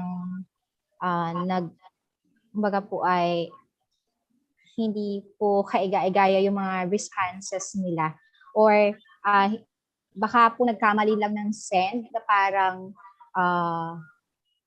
parang natatawa yung message nila. Parang ganun po yung dating sa akin. And so far po, napapagsabihan naman po na ingatan ang kanilang mga salitang bibitawan, lalo na po at sa aming GC, lalo na po at kasali po ako doon. Kung sa kanilang sariling GC naman po ay sabi ko sa kanila walang problema. Pero po pagkasama po ang teacher, ay sana naman po ay maging formal kaming lahat at maging kumbaga po ay professionally ay igalang naman nila ako as teacher. Okay. So thank you very much, ma'am. Actually, sa college, medyo limited lang ang mga disruptive behavior of the students kasi medyo mature na sila. Pero as I said, may mga kasama po tayo dito na mga faculty na nagtuturo sa high school. Kaya I include this part, no? Kasi magandang pag-usapan din natin ito. So again, the question is, do you have any experience of disruptive online behavior of students? Actually, the bad news on that online learning is that you cannot control how your students behave. And more often than not, when you try to restrict your students, you might feel helpless and frustrated. Yan po. Ako minsan naka-encounter eh. So parang napuprostrate ako at yun, masama yung pakiramdam ko. But the good news is that you can influence them through evidence-based strategies and make them change their own behavior. Tayo mismo magiging dahilan para sa kanilang pagbabago. When students behave well in the online classroom, you are more likely to enjoy teaching. And at the same time, all our students will no doubt benefit from the class. To handle troublesome students' behavior properly, it helps if you understand why it exists. By knowing the root cause or causes of the behavior, you can learn how to interact with them properly and positively. Why students misbehave? There is no exact or one answer to why students misbehave, as there are a lot of factors to consider. One thing is for sure, students behave differently. First, some students find it difficult to express their feelings verbally. Remember, human behavior is a form of communication. For example, a child or the students as well who cannot express his frustrations verbally may instead throw or break his things or turn off the computer. A learner who feels socially excluded may not respond or participate in your class. Kapag ramdam nila parang hindi sila kasali, parang hindi sila belong, so ano ang gagawin? Hindi na makikipag-participate. Another possible reason is due to family problem. A student who is acting up may have family problem at home. For instance, their parents may have separated or with other family, or the family may be having financial difficulties. So ito yung ilan sa mga dahilan. Marami pa with regards on the family problem. Another thing is the need to impress others. Okay? Ito yung mga tinatawag nating ano yun? Yung papansin. Ayan, may mga papansin na mga estudyante. Bakit? Peer pressure can also result in bad student behavior. Many students feel obligated. Obligated to impress others. And this typically causes to act out. Kaya sila nagiging ganun. Another one is attention seeking. Parang pareho lang, no? Attention seeking. The behavior of this kind of students can vary. Sometimes they are the clown with non-stop funniness. Sometimes they use shocking action to gain attention. Satisfy the craving for attention in a healthy way by offering extensive praise and reward when the students does something well. So yun po yung pwede natin gawin. Magbigay tayo ng papuri, purihin natin, magbigay tayo ng reward para sa mga magagandang ginagawa ng ating estudyante. Kasi pag hindi natin sila napansin, magbabago na yan. Because of our reaction, often motivates our students. Instead, let us remind always ang ating mga estudyante. Sa halip po na tayo ay magpakita tayo na galit, na wala yung ating pasensya, na-shock tayo sa kanila, sa kanilang ginagawa, instead na ganun ang ating sabihin, ating reaction, politely, tayo po ay magsabi ng magagandang bagay para sa kanila. Another thing is unprepared. Yes, sometimes students attend an online class unprepared.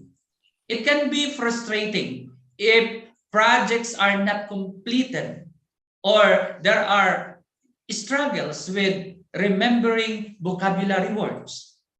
but continue to teach engagingly. Allow time for focusing on difficult areas and kindly remind parents or guardians of our students in feedback to include practice between classes. My question over there is how to manage the disruptive online behavior of students in response to the new normal education. As an educator, what can you do? Ano ba yung pwede nating gawin? As much as you like to help, you really cannot get into their personal lives. Mahirap yun. The best thing you can do is identify the root causes of their troublesome students' behavior, and then create system that promote self-awareness and self-control. You may also use your class to talk about the real-life examples of how acting out in class is not the solution of any problem or to their problem. Encourage our students to open up to their confidence and explain how acting out can have negative effect. I have suggestions. See your expectations clear. Troublesome students feel more in control when they know what is expected of them. So, before beginning your class or our class, it helps if you establish clear behavioral expectation. Create a set of rules, or better yet, ask your students to devise rules on how they should behave. Even in college, we can do this. Mag-set tayo ng rules para alam nila kung ano ba yung kanilang dapat gawin. And once you have set the rules, make sure to state them positively. For example, ito, sample ko po ito. Madalas ginagawa natin ito eh. Yung pong, ganito. The statement may be like this. Don't unmute your mic unless you are called on. Ulitin ko po yung ating madalas na sinasabi. Don't unmute your mic unless you are called on. Instead of saying that way, pwede po nating palitan. Raise your hand and wait to be called on before turning on your mic. Hindi masyadong offending in the part of the students kung gano'n yung mga way na ating ginagamit sa pagsasalita. So marami pang pagkakataon na sometimes we offending our students and hindi natin napapansin yon. Aminin natin o hindi, sometimes hindi natin napapansin yon. Another thing is give better instruction. While you are establishing proper students' behavior in your class, use this time to give a clear set of instruction.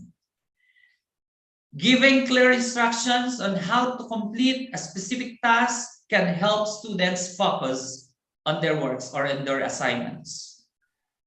Paano natin gagawin yung pagsagot on the difficult students are more likely to follow directions when you do the following. So ito yung mga suggestions ko pa rin. Make eye contact. O paano ba yung eye contact? Nasa online nga tayo. We know you cannot possibly make eye contact with 25 students, especially not on a video conferencing app. But what you can do instead is to make a quick scan of the virtual room to make sure each student is looking at you before you start giving instructions. Make eye contact with students who is struggling or who struggle to focus. Another suggestions. Break tasks into chunks. Alam niyo po, kahit nasa college, kailangan nating himay-himayin. Nako, may mga pagkakataon pong gaya na kailangan himayin. Sa subjects ko po, na-experience ko, ang aking pong handle ay mga science subjects. Chemistry, physics. So ito po yung aking mga hinahandle. Kahit sila nasa college, kailangan mo himahimayin. Okay? Break tasks into chunks. Some troublesome students cannot retain their focus because they have difficulty understanding what they are being told. One way to control bad students' behavior is to break tasks into smaller chunks that your students can easily digest. It also helps if you create visual aids and explain or show how they can complete their assignments. Kailangan natin yun. Magkaroon tayo ng mga materials, visual aids for them. Another suggestions na pwede ko pong ibahagi, ask your students to restate. Check if your students really understand what you said by asking them to repeat what is expected of them. When your students repeat the directions in their own words, they are more likely to understand and follow. And the next is talk to them in private. Mahalaga po ito. If a learner or our student shows bad behavior, it's best to talk to him privately instead of calling him out in front of the class. Doing so can only result in the learners feeling resentful, embarrassed, and angry. And when that happens, he may likely misbehave more in your class. Kahit sa mga college, nangyayari po ito. Talking to your students privately to know the reason behind their behavior is the best thing to do. Remember, as we discussed earlier, there are many reasons why a student misbehaves. They could be having family problem or other personal issues. When you understand your students' behavior, it allows you to adjust your behavior towards them and your teaching methods. Sabi ng ilan, naririnig ko sa ilang mga guro, ako pa ba ang mag-a-adjust? Sila ang mag-a-adjust? Let us check this. Tayo bilang mga caterer of learning, provider of education, we need to adjust towards our students. Another is being difficult students, or brings difficult students close to you.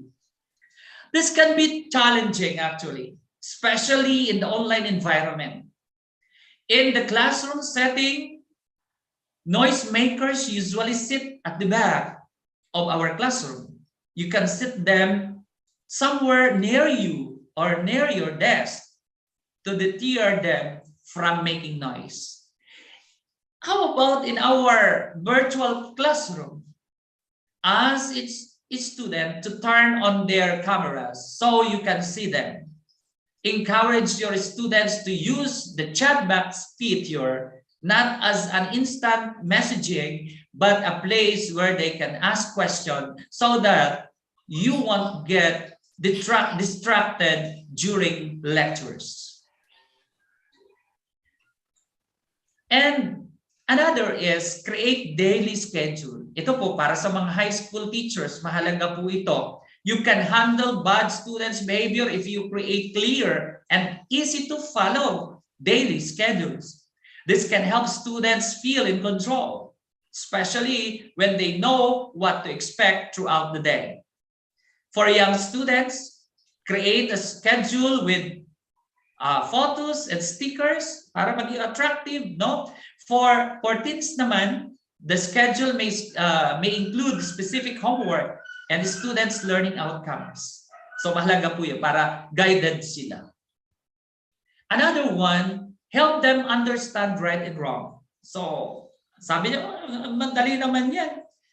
More often than not, especially when dealing with young learners, they do not exactly know the proper class behavior and what is not. For example, in an online class, a student might go to the kitchen to grab some snacks while you are giving a lessons. Or a student might be on his phone playing video games instead of listening to your class or to the discussion. They might think what they are doing is okay as long as they don't log out from the online class. Akala nila ay okay na okay at tamang-tama. Now, I am on the ending part of my sharing to you. So, sabi ko dito, challenge. Our situation now, it is a big challenge for us. We, the professor and the teachers, the faculty members, it is a big challenge even though we experienced almost 2 years. Pero malaki pa rin challenge sa atin ito. Katulad ngayon, we will change our LMS, no?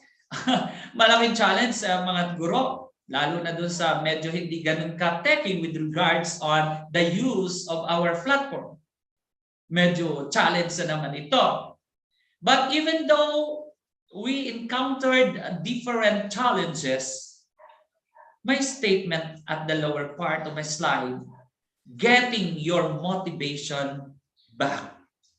Kung noong tayo ay nasa traditional way of education, we are so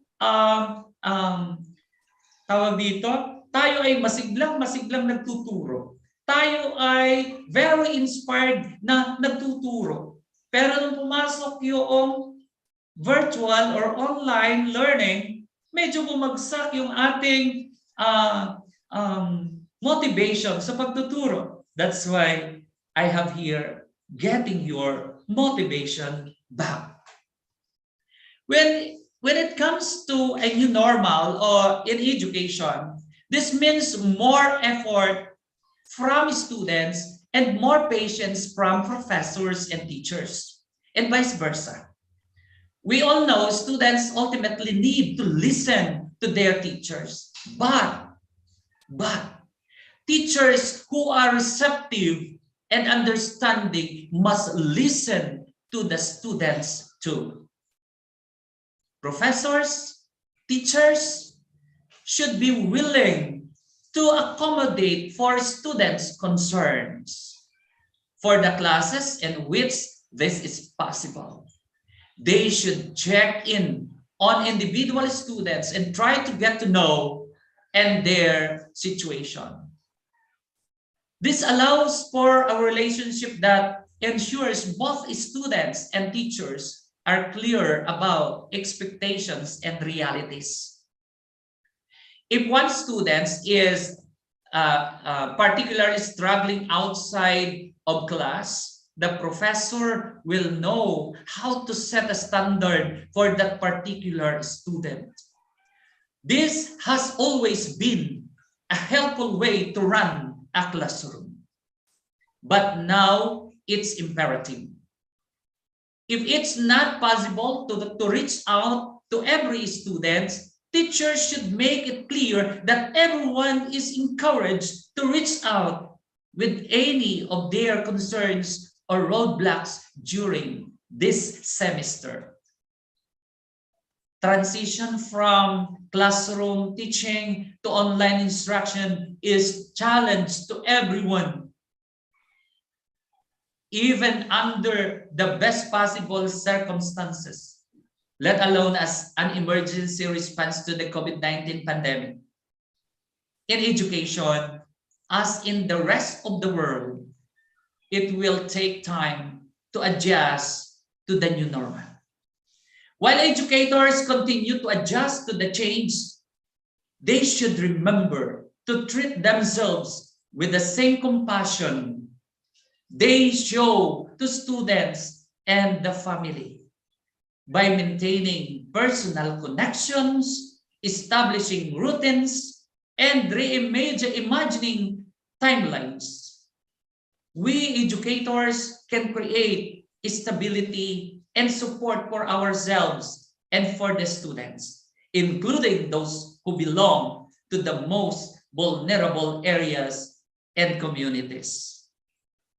Let me end this passage given by Dylan William of Emeritus Professors of Educational Assessment, Institute of Education, University of London.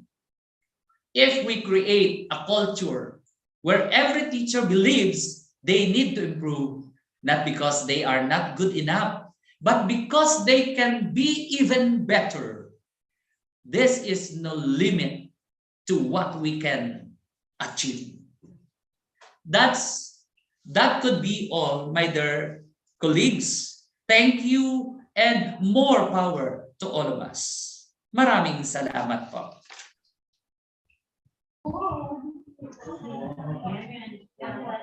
Thank you very much, Dr. Dennis Brignosa, for a very comprehensive discussion on the differences between old school and the new normal. We've gained a lot of knowledge from you, sir, especially in dealing with the behavior of our students. And for that, we thank you in general. Salamat po. Everybody, let's give Sir Dennis a round of applause. Thank you once and again, Doc. I think we can encourage our All right. for questions. We'll be calling some to give their insights regarding the discussion conducted by Dr. Dennis. I'll be entertaining volunteers. If there will be no one, then we will be obligated to call. All right, volunteers, people. Or if you would love to volunteer someone to recommend for volunteer, that will work too. Let's call Ma'am Chris Ann Cabunyag to volunteer someone. A friend probably. Go ahead, ma'am.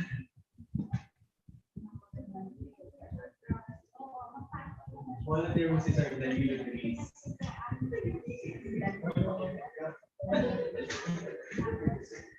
Go ahead, miss.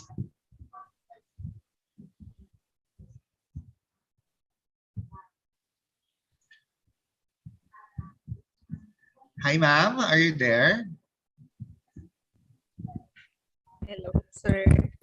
Ayan, there she is. Wait lang, sir. Ay, hinahanap ko sa list. From the list we have, who do you wish to respond? Sir Jem na lang po, ang PC natin. We're calling Sir Jem, Sir Zelda, the program chair of B.Ed for CTE. For MBC. Hello, Sir Jem, sir.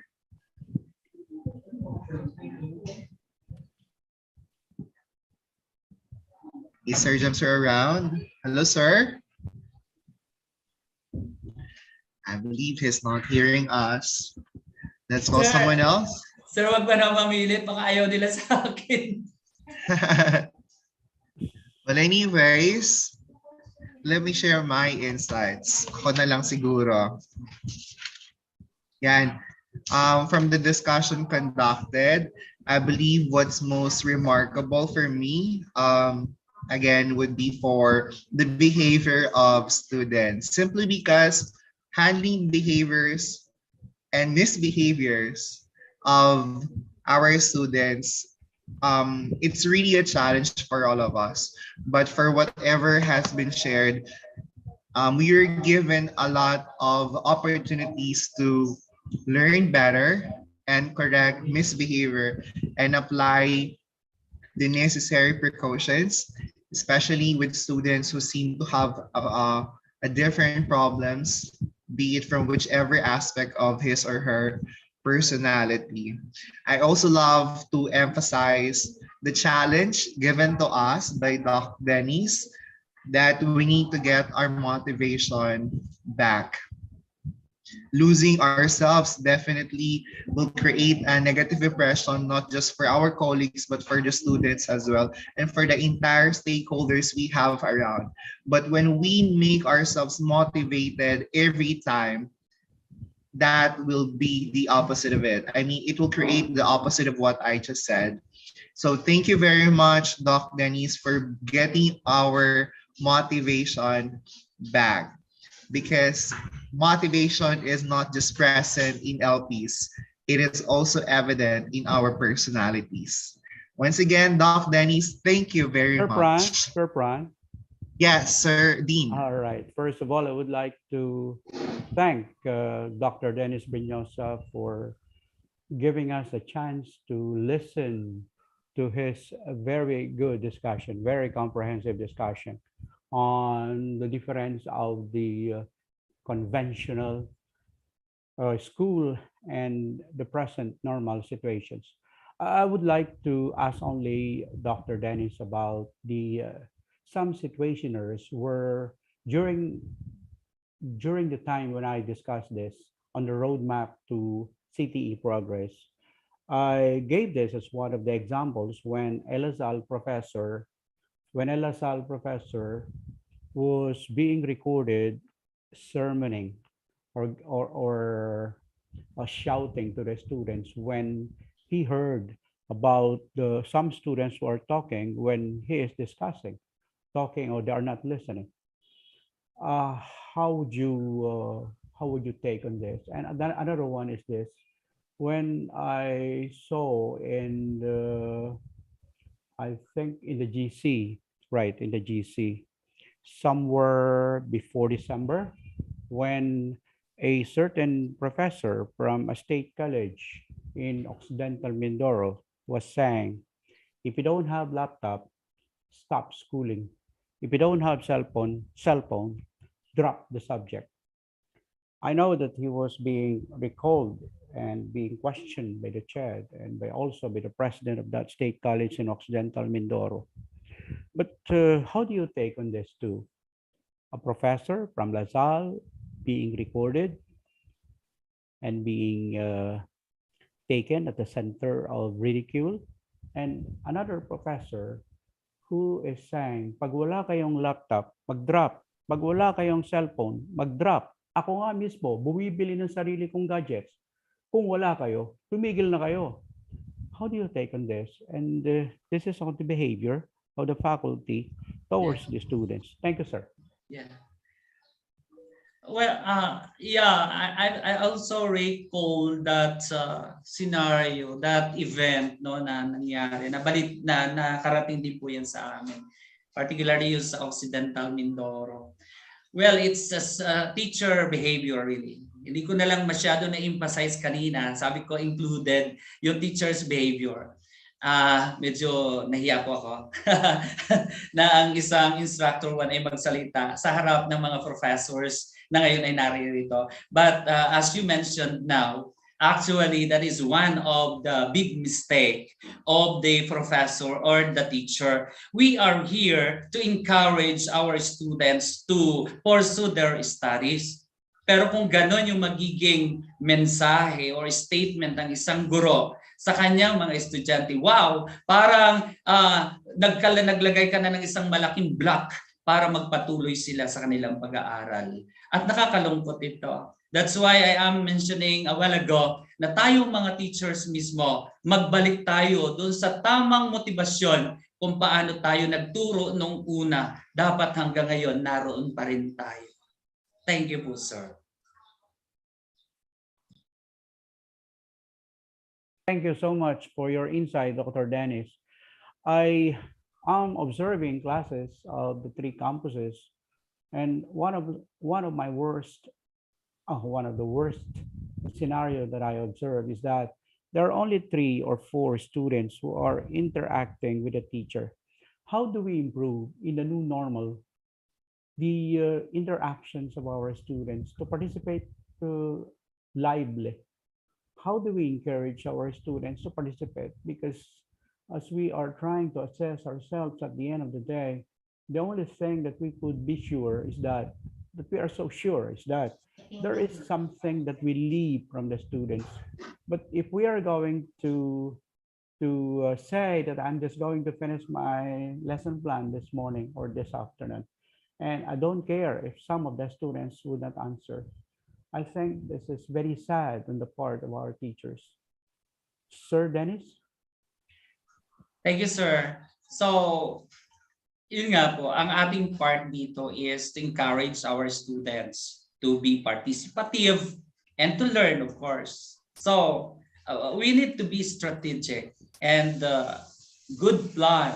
We need to have a good plan.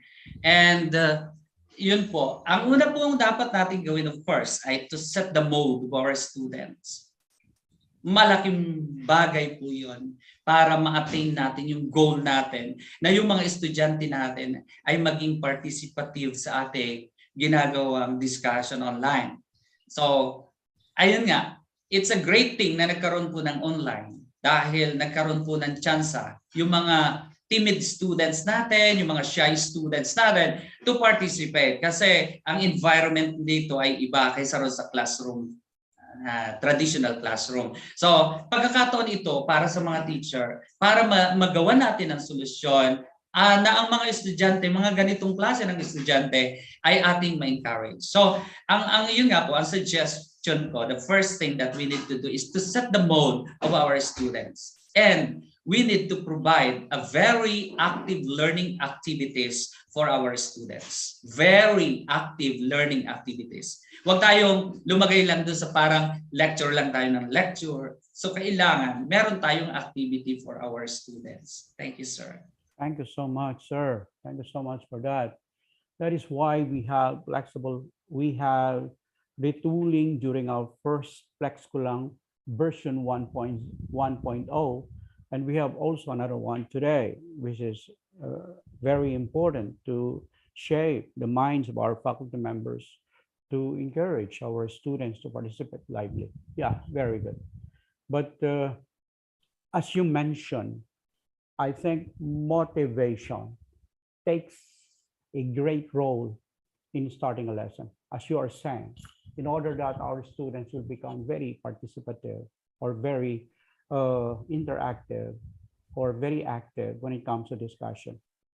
Yeah, you are right. That is why here is Dr. Dennis Binosa to give us hints and to give his insights on how we can compare the traditional or the conventional to the new normal, because all of us were caught flat-footed because of this online discussion.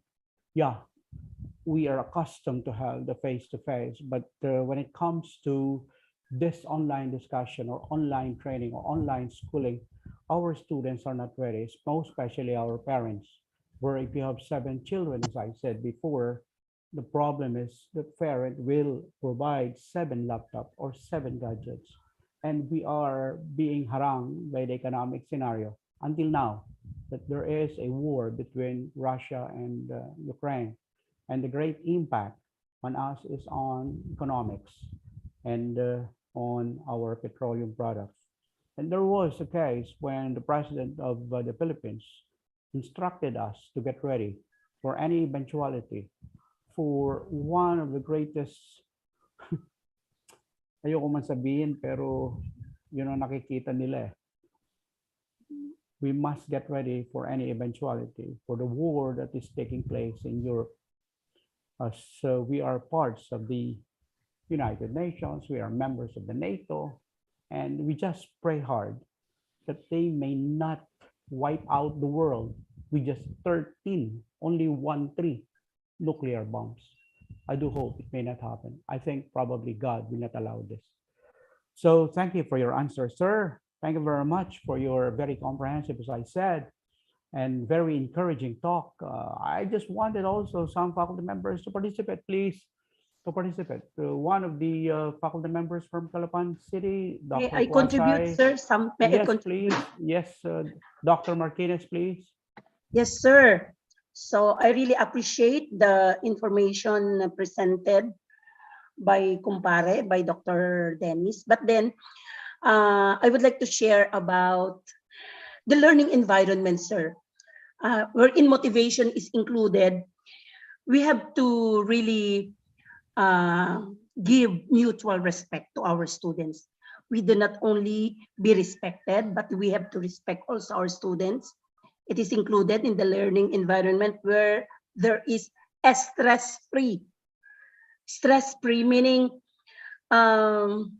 they do not be blamed, they do not be given sanction without any justification or process, wherein you will hear the problems about, for example, in online, there are many problems that we are encountering, but then, of course, do not be judgmental so that we could win their hearts, alam niyo yun, yung kampante siya, that she could relate, she could express her feelings, she could express her ideas, na hindi natin ginajudge na sasabihing mali. Kasi we have to consider their background and their prior knowledge. Maybe their background is different, but in the principles, as we know in the learning environment, yun ang alam niya. So we have to take it, but then later on, pwede niyang itama yun. Through maganda, as Dennis said, through a good motivation and with good rapport to your students. Learning environment, sir. Good climate. Meaning, yun nga, ang pinaka-focus doon, ma-feel nila na they are respected. Ma-feel nila na stress-free. Na mga sasabihin nila ay hindi mali, kundi we could consider those things and then later on, they could be checked in a way na they will understand better. Thank you, sir. Thank you. Dr. Dennis?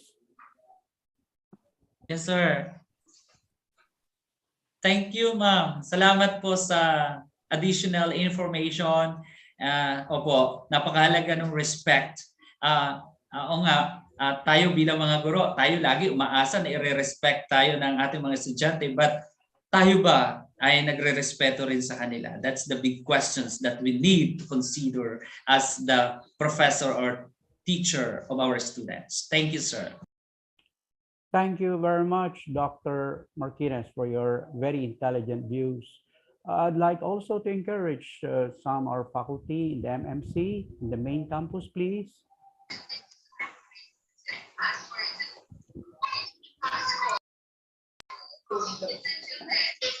Dr. Castillo, can I speak? Yes, This is Ms. Rivera. yes, Madam Rivera, please go ahead. So, I just want to congratulate Dr. Dionisio Ibreñosa for motivating me well for this semester. At first, of course, being an experienced professor, I am not totally been convinced of some of the speakers, but as of today, Dr. Breñosa gave me a very knowledgeable, a well-motivating way of attending to the second semester class. And I really appreciate you, Dr. Breñosa, for being a very good speaker with a deep understanding of the topic given to us today on the traditional and the online learning. And so this is what we really have to challenge for this semester, not only on my part, but to all of us. Of course, online teaching is a very challenging part, but you really give us a very good view and understanding of the different advantages and disadvantages of having the online classes as well as on the traditional. Thank you for differentiating both of these two, and I really appreciate that very much. Now, my only statement that struck me most is the statement given from the flexible learning on the advantages, wherein the statement given is constant communication from different parents and teachers will be essential.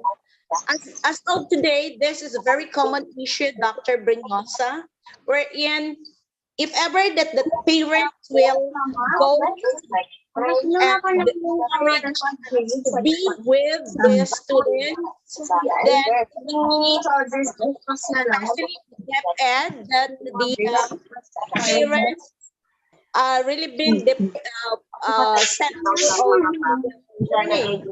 So yun yung sinasabi lagi just ng grades na sabi nga ay grade ng mga parents, not to the students anymore or not to the pupils. So ano po yung reaction ninyo to this statement, Dr. Breñosa? Thank you. Okay po. So hindi ko po masyadong narinig yung mga naunang statement nyo. Nahagip ko lang po na message niya is yung with regards doon sa sinasabing grade ng parents yon, hindi grade ng mga estudyante. My reaction over there is we cannot blame the situation. We cannot blame the reactions or even yung ginawa ng mga parents ngayon doon sa kanyang mga estudyante. And ako po ay tuwang-tuwa sa nangyaring iyon na ang mga parents ay very supportive with their students. Wala akong ang negative na reaction with that kasi ngayon ko po napatunayan na mga parents pala ay may magagawa to support their students with regards in learning process. So kakampi natin, kaagapay natin ang mga parents sa pag-aaral ng kanilang mga anak. Unlike before, as I observe, na kapag na-send nila ang kanilang estudyante sa school, ay tapos na. Para bagang sinabi ng mga parents na, ay bahala kayo dyan sa anak ko. Kayo na ang bahala dyan. But now, napatunayan ko na may magagawa pala ang mga parents for their students as our partner in the educative process or in the education process. Thank you po. Kung ako po ay merong hindi nasagot at hindi na-impart na bahagi doon sa inyong sinabi, pasensya po at hindi ko po narinig. Salamat po. Well, maganda po, Doc Brinyosa. Okay, so thank you very much for having a clear, depth understanding of this statement. Kasi yung statement po is constant communication between parents and teachers will be essential. And you really answered that. Okay, thank you very much. Salamat po. Sir Pran?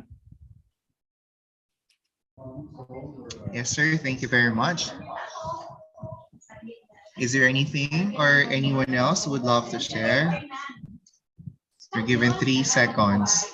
1, 2, 3. Well then, thank you very much, Doc Denise. And we'll see you again later for the awarding of certificates. Thank you, sir. This time, we proceed to another speaker to discuss a new topic, discussing the unique learning scheme in the classroom process in the 21st century. Ladies and gentlemen, the former MBC CTE program chair and currently the Faculty Federation President of the MBC, the articulated, the always on point, the man we all love, Assistant Professor Enrique Tingson Magalay Jr. A round of applause.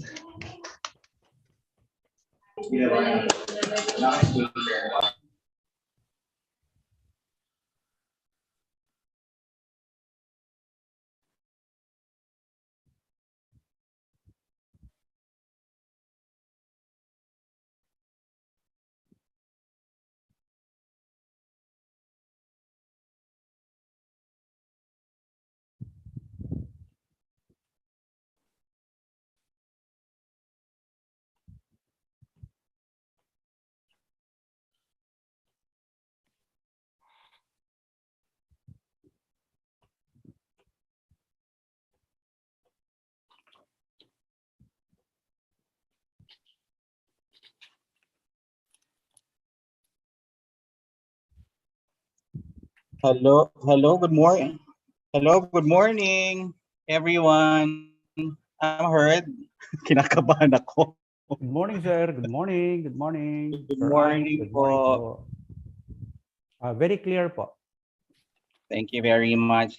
I am very much pressured by the MC and by the first speaker, and so much pressure had been on me hearing the impressions from our faculty members or from our dear participants. Parang mas lalo akong kinabahan. Is my screen visible? Yes, sir. Yes, sir. Visible po. Yes, sir. So my title in the program is different from the title that I have in here. So, but anyway, I'll be touching those topics naman anyway. I'll be talking about the emerging technology and practices in education, and I would touch also the unique schemes. But anyway, let me first greet everyone. Ohayo gozaimasu in Japanese, buenos dias in Spanish, bonjour in French, and guten morgen in France. In French, maray na aga sa Bicolano, maayong buntag sa mga Bisaya, maayong aga sa mga Ilonggo, magandang umaga sa ating mga Tagalog, at good morning sa ating mga English speakers. So I will be talking about the emerging technology and practices in education. For those who do not know me yet, I'm Sir Ike from the MBC College of Teacher Education. Okay, so for our session objectives, we are going to have this at the end of this session. Appreciate the importance of the emerging technologies and practices in education. Be familiar with the emerging technologies utilized by the educational institution worldwide, and reflect on which among these technologies and practices can be utilized and be integrated in our situation.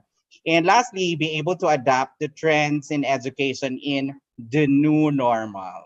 Just a disclaimer, I am in no way, shape, or form an expert on the emerging trends in education.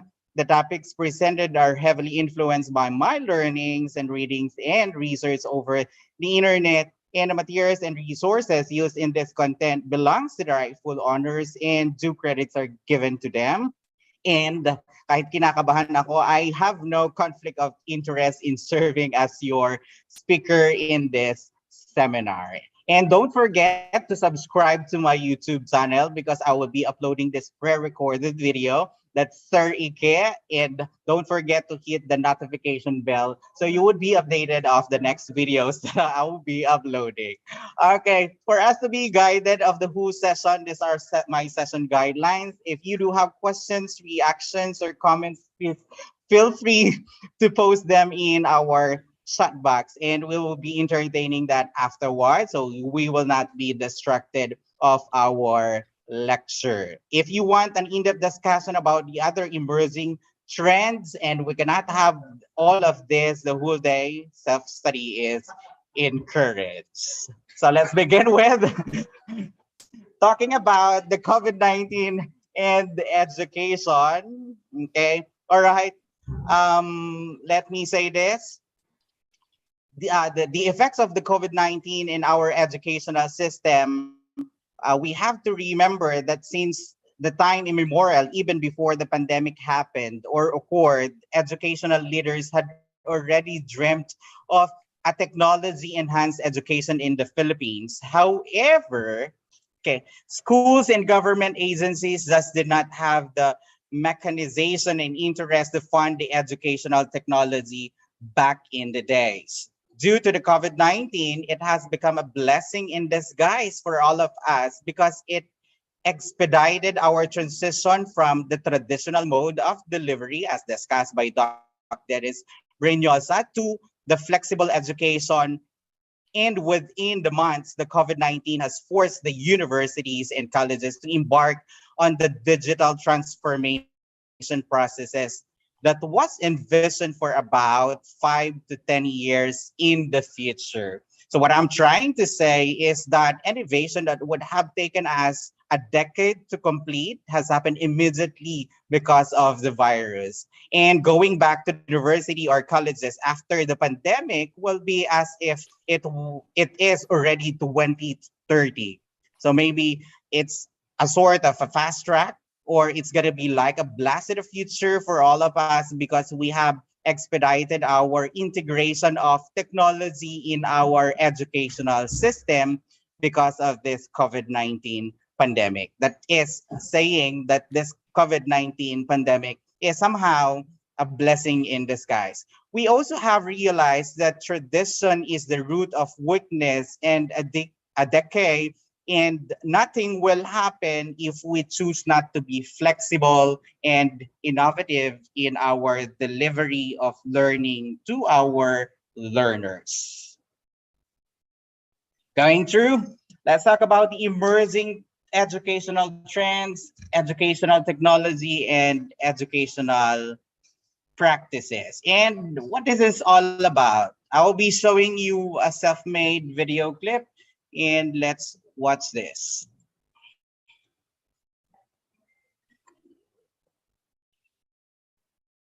Nakikita ba ang aking video?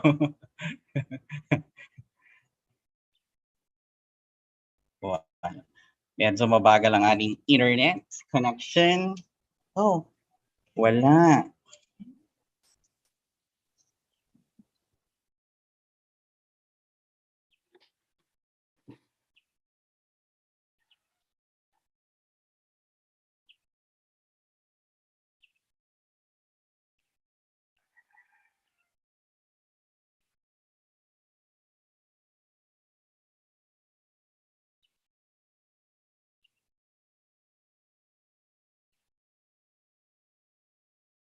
Ano yung aking YouTube? Oh, wait. Can you see it now? Okay. I'll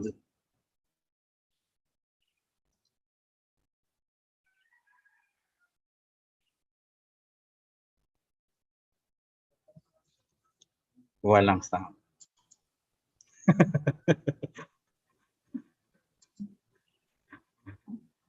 Wait lang. Balik na tayo dito.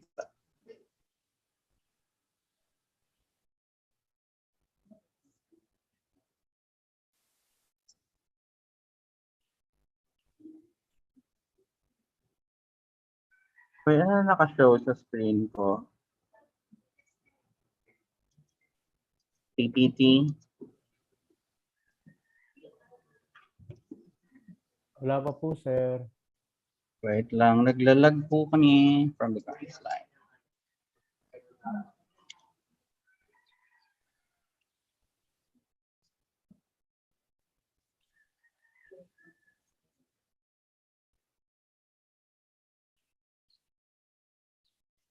Okay, so maybe you can just check the video clip in my YouTube channel. So that's entitled Emerging Technology and Education. But the content is on defining what is educational technology, what are the emerging technologies, emerging practices, and emerging practices. Okay, and the video clips is saying that when simply defined, particular within the context of education, emerging technologies are those that have the potential to change the current state of affairs in education. And the emerging technology is the one that is not, of course, common in the current common use currently in education, but which has the potential to be more widely adapted to support improvements in learning and teaching. And many of this technology have been emerging for a number of years. Maybe we just find it hard to realize that these are already existing because maybe we have stick into the traditional mode of teaching. And many continue to evolve at a pace and will be in a state of continuous emergence. And technologies are shaped by and in turn shaped the context in which they are used. So presenting to you are the different emerging technologies.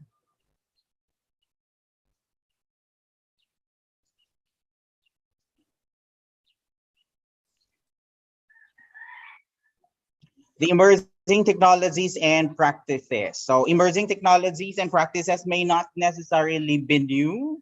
I mean to say newly purchased. Maybe they have been invented or discovered a year ago, and maybe in a constant state of flux until a way of doing things emerges, and may not be fully understood or researched, and may not yet reveal their full potential. Maybe it's just this time that we'll be discovering their full potential. So sorry for that. Okay, let's talk about the first one. So actually there are so many emerging technologies and emerging practices in education, but I would just be presenting 10 of them, and I have somehow summarized or synthesized those so many emerging practices and technology. So the first one is the virtual reality or the augmented reality, and that's what we call the immersive learning. Okay, so what is virtual reality? So a 3D computer generated world which can be highly imaginative or realistic simulation, while augmented reality overlays information and virtual objects on the real world environment. On virtual reality, so just imagine your students are strolling along a traditional street, weaving in and out of the lanes and listening to a guide deliver a historical account of the famous landmarks, and while sitting in the classroom. So that's what virtual reality is. You would be into a different dimension using gadgets or devices. It may sound far-fetched, yet virtual reality is seeing greater prominence in the classroom. And with the introduction of the user-friendly apps that we can find over the internet, such as the Google's Expedition and the predictive growth in the virtual reality market, this trend may see greater expansion in the years to come. Studies claims also that this virtual reality in the classroom will have no boundaries soon, and virtual reality is a perfect example of a move towards the concept of global classroom. And if you haven't heard about augmented reality, it's essentially an enhancement of reality or digital overlay of our surroundings using the technology. If you can still remember, parang 5 years ago or 6 years ago, sumikat yung Pokemon Go na kung saan everyone is walking down the street holding their phones and hunting for this Pokemon balls. Okay, so that's an example of an augmented reality. So that is one of the well-known example of augmented reality. And by overlying the natural world with digital enhancement, the new applications such as Modly are able to create immersive and modern learning experience. And with the growth of digital literacy, especially among our younger students and coming generations of digital natives, these tech-savvy students in the known will be looking for an AR or a VR for learning and supplements the classroom time. And the potential, talking about this AR and VR, so these are the potentials for classroom use. So this includes accessing the physical side that would normally be difficult or impossible due to logistical or health and safety issues. Say, for example, we could have simulations over virtual reality or augmented reality of the medical procedures, yeah. Exploring simulation of historic environments, investigating artifacts, providing immersive experiences that enhance approaches to active learning and enhance collaborative learning opportunities. Of course, there are barriers. These are the perceived barriers of adapting this virtual and augmented reality. Of course, it's very costly. Okay. So we'll be purchasing new equipments, new gadgets. Okay, we'll be setting up the whole facility maybe, and connectivity, knowing where we are. Okay, okay, that will be a big problem. Also, classroom management of devices, availability of the educational content, health and safety concerns as well, and relevant research into the educational benefits. The next one. The next educational trend, the second educational trend that I'll be discussing is, of course, the talk of the town, which is the flexible learning. So we actually, there is no way for universities and colleges to go back to the same teaching and learning setup prior to the pandemic. Gaya nga ng sabi nila, wala nang babalik sa dati. Kahit yung ex mo, hindi na babalik. So this is because this this is the new normal, and flexible learning is the only way to go. Maybe both for teachers and students will demand for flexibility that I have experienced during the last years or during the pandemic due to the various reasons or circumstances. So some of our students will say, ayoko nang mag face-to-face kasi mas okay na sa akin yung distance learning or remote learning, because some of them can go on a vacation, like what we are observing and seeing from our students. Even they have classes, they can attend their classes online, even if they have something else to do while playing basketball, playing MLs, and so on and so forth. And actually, some of the learners enjoy self-paced education, wherein some of them are not,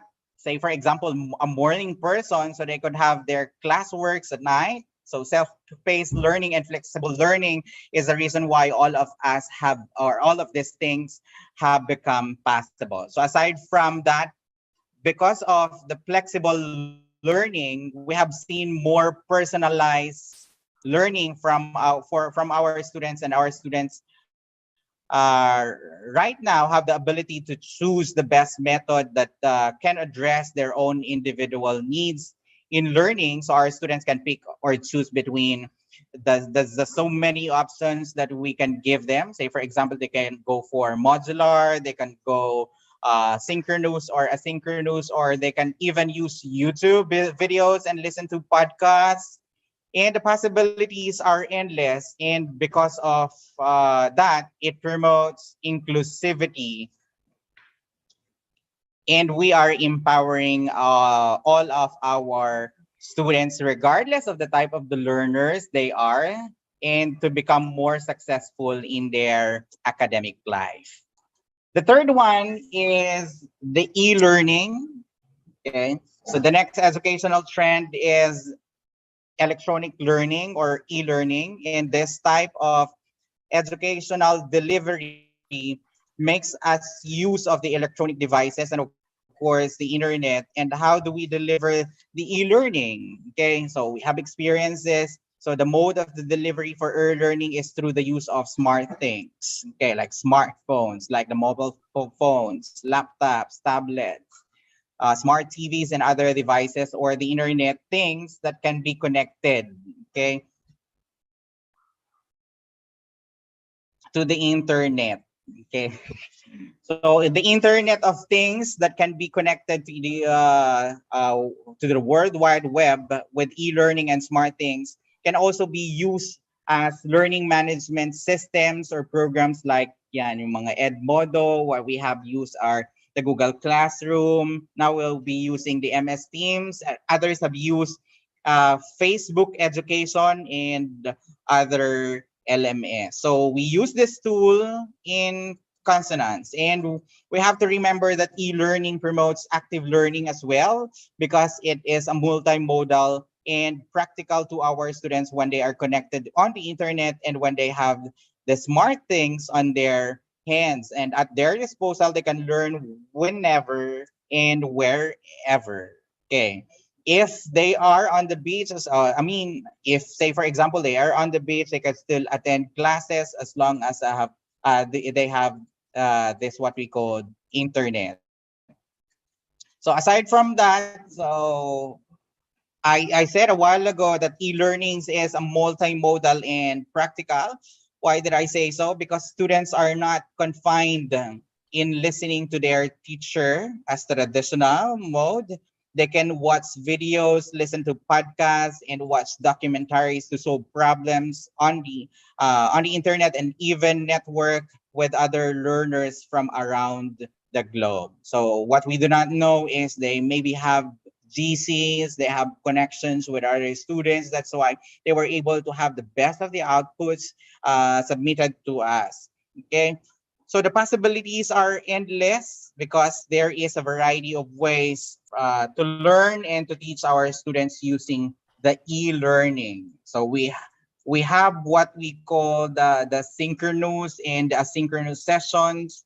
So e-learning is also very important trend when it comes to education, especially during this time. So aside from the e-learning that we are very familiar with, the next one is the video assisted learning. Okay. Uh, which is about using videos, or actually there is what we call this, a copious amount of research studies that says that video assisted learning is effective in improving the learner's outcome, right? Because educational videos tickles sensors, okay, or senses. I mean, it tickles the imagination of our learners, and it also improves critical thinking skills of our students, especially with the educational videos paired with reflection or paired with activities.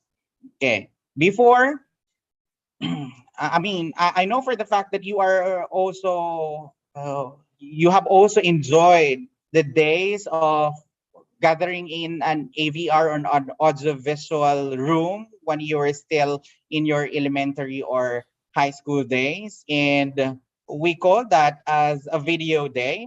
And that's for sure just sitting down in an audiovisual room and watching a video maybe a whole day or every other day. Okay. And we are watching either literary works, or it's like, say for example, mga mythology, yung Greek mythology. We have before Herayang Manawari, Bayani, and so on and so forth. But before, we only had limited number of educational videos approved for public consumptions when we were still young, or when during our early days of teaching. However, because of the advent of technology, we have already have video streaming platforms like the YouTube, which makes educational videos and make it available for us. And we have to remember again that video assisted learning caters to all types of learners. And when we let our students watch videos, it will involve many of their senses. Of course, this video or the material that they will be using are what we call the multisensory materials. And video assisted learning can also become beneficial for teachers. Why? Because it reduces teachers' workloads, especially for those teachers who are teaching the same lesson for multiple classes. And it eliminates also the need for the teacher to bring equipments and materials, just like what we have during the face-to-face, wherein we're bringing monitors, what do you call that, projector, nakalimutan ko na ang tawag yan, extension wire for demonstration and learning, and that would be so difficult for us, unlike nowadays we're just in a one click away, so we can have access of the videos. So alam ko po ay madami ang gumagamit ng videos or pre-recorded videos, especially just like for my case, I'm handling grammar and composition. I have 5 grammar and composition. So what I have for my first class are the same materials that I will be having for the other 4 classes that I have. So malaking tulong yung pre-recorded videos. You could upload it over the YouTube so students could access it anytime. You could have it in flash drives. Yan. So it would really reduce teachers' workload. Ang medyo mahirap lang maybe is others are confining to mga high-end video editing, kaya medyo tedious para sa kanila. But there are, of course, mga easy to use mga recording materials or recording applications sa ating laptop, which is already available. So with an update of the Microsoft PowerPoint, so makakapag-record ka na ng video, you could actually convert your PowerPoint into a video or MP4 file. Okay. Next one. So we have yan. So this is an example of a screenshot that I had for a pre-recorded video. So makikita yung inyong face and you would have your PowerPoint. Okay. The next one is the digital and micro credentials, or the that is gaining popularity right now. So some of the universities and colleges around the globe are transitioning to paperless credentials of our students, like their diplomas and pertinent records, and which are encrypted or are given already in soft copy. So paperless na siya. So why is it beneficial? So it facilitates validation and verification, and also helps us decrease fraud in the incidence of frauds, because we can easily validate the authenticity of our students' document through internet when we talk about the credentials. And it is also a nano grade or a micro credential, and they tend to be the narrower version of the qualifications like diplomas and degrees in some universities and colleges around the world. So, and some of the universities and colleges around the world are already beginning to offer many qualifications that demonstrate the skills, knowledge, and expertise of these learners in a given capacity or subject area. And we have to, yeah, so an example of that is the textbook programs and the ladderized degrees. So that's the digital and micro credentials. The next educational trend is actually the what we call artificial intelligence. So although we sometimes fail to recognize, but we have already been using artificial intelligence more frequently than we care to realize. And there are some artificial intelligence tools that we have already been using, okay, and that are already at our disposal, which are capable of performing basic activities for us, like, for example, checking our examinations, correcting grammars, checking for plagiarisms, or checking an original essay submitted by students, and even computing the grades of our students. Meaning, because of this artificial intelligence, there is an automation of the basic activities in education. However, there are other universities and colleges that are already using the AI tools to provide feedback on students' output without requiring the need for teachers. But I'm not saying that sooner or later these technologies will be replacing teachers. Of course, we would be needing teachers to manipulate this technology. So another example is there is what we called an AI for painting students, or students who are under arts or taking arts, like doing arts or painting classes. And when you use that AI technology, when you take a picture and upload a photo of the painting, they have created on the computer will scan it, and the artificial, that particular application will dictate or will tell the students or provide the students feedback on how to improve the part of his painting. So for example, you increasing the saturation of the color, or increase the contrast between the light and the dark, and the use of other things like that is also usable for students who are doing photography classes. So because they are already programs that automatically tell you what to do or what to improve with your craft. So some schools are also using voice assistants to augment the learning experience. These are examples, of course, of AI or artificial intelligence. And talking about that, I know for the fact that you are familiar with Siri, yeah, the voice command Siri, or even Alexa, or even Google Assistant. So these programs, or even the dictate feature of the Microsoft Office, okay? So which automatically sometimes call the attention of the students or check students' performance, because they could give us assistance automatically.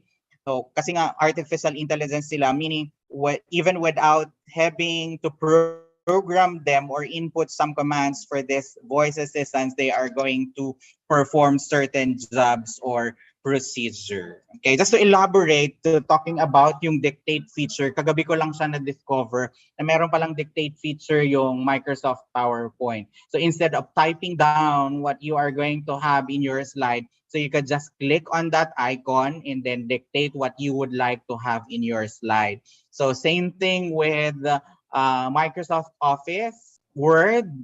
So instead of copying and pasting from one page to another, so you could just choose what you want to have in your document by dictating. I-dictate mo lang and then yon. Instant. Artificial intelligence can also be used as a means of mental health to rescue for our students. So since this is very tedious for us, okay, yung iba ay may mga suicidal attempts na, yung may mga ganyan, na stress na, experiencing anxiety.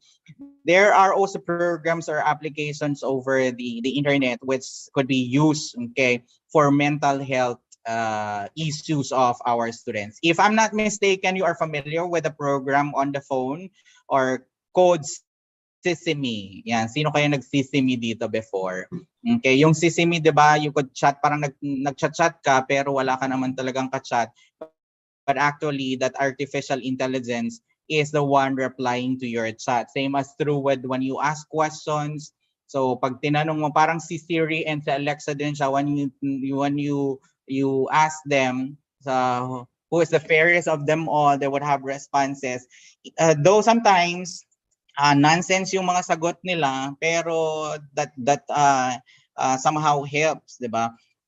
That rescues mental issues. Okay, kasi medyo matutuwa ka instead yung iba, 'di ba? Ang issue is walang kausap kaya nagkakaroon ng mga anxiety, mga stress and mga kung ano-anong problema.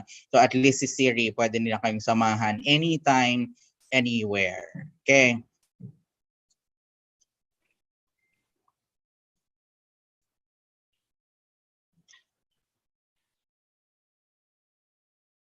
So there are also issues like what I have said. We're not the only ones who are familiar with this artificial intelligence. So we have to watch out also for our students who are using the artificial intelligence and their advantage. So actually, I came across with a TikTok video exposing that there are actually context box that I say that are capable of summarizing and synthesizing hefty articles into concise paragraphs.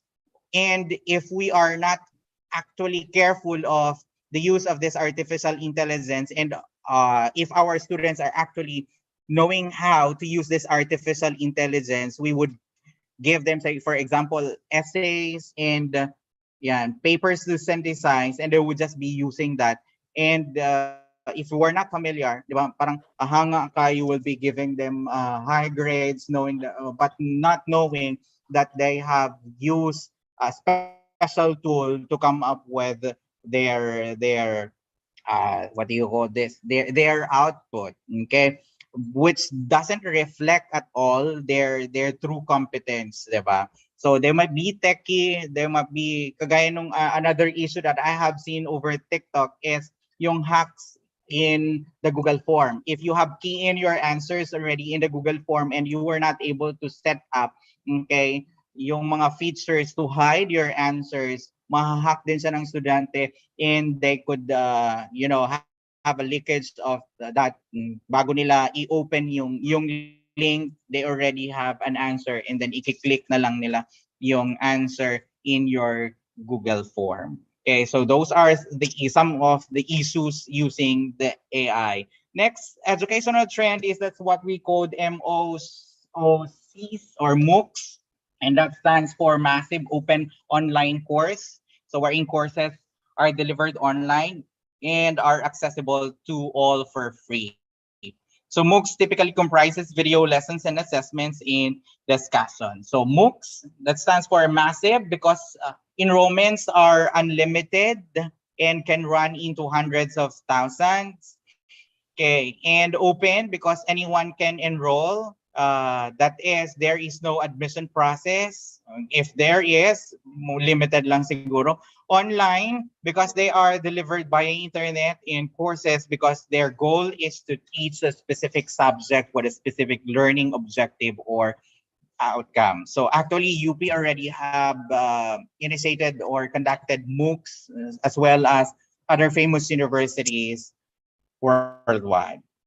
Next one is another trend. The next educational trend that we will be discussing is for programmers out there, and it's called gamification for gamification in education. And when we speak of gamification in education, it actually motivates the students to learn by using video game designs and game elements in the learning environment. And the actual goal of gamification is, of course, to maximize the enjoyment and engagement of our learners, capturing their interest and inspiring them to continue learning. So why now is gamification important in gaining a ground in education? Gamification actually improves fun and engagement of learners. Actually, a quote that I usually use in my prof ed class is that play is the universal language of a child, and it is necessary for his cognitive, psychomotor, and affective growth and development. Now we have to remember that gamification is an integrating play in our teaching also promotes active learning. So how students can transact lesson with learning.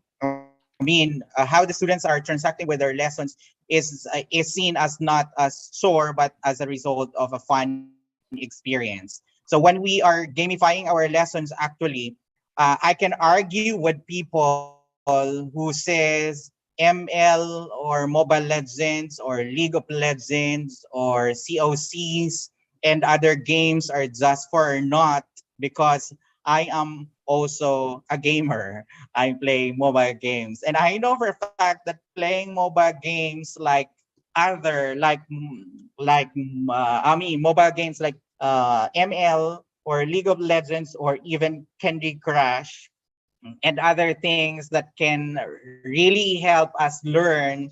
And I know for the fact that playing ML is vilified and seen as an evil act for most of the parents and teachers out there. So correct me if I'm wrong, but let me just get this straight. When our students are allowed to play ML, they are able to develop necessary skills as well.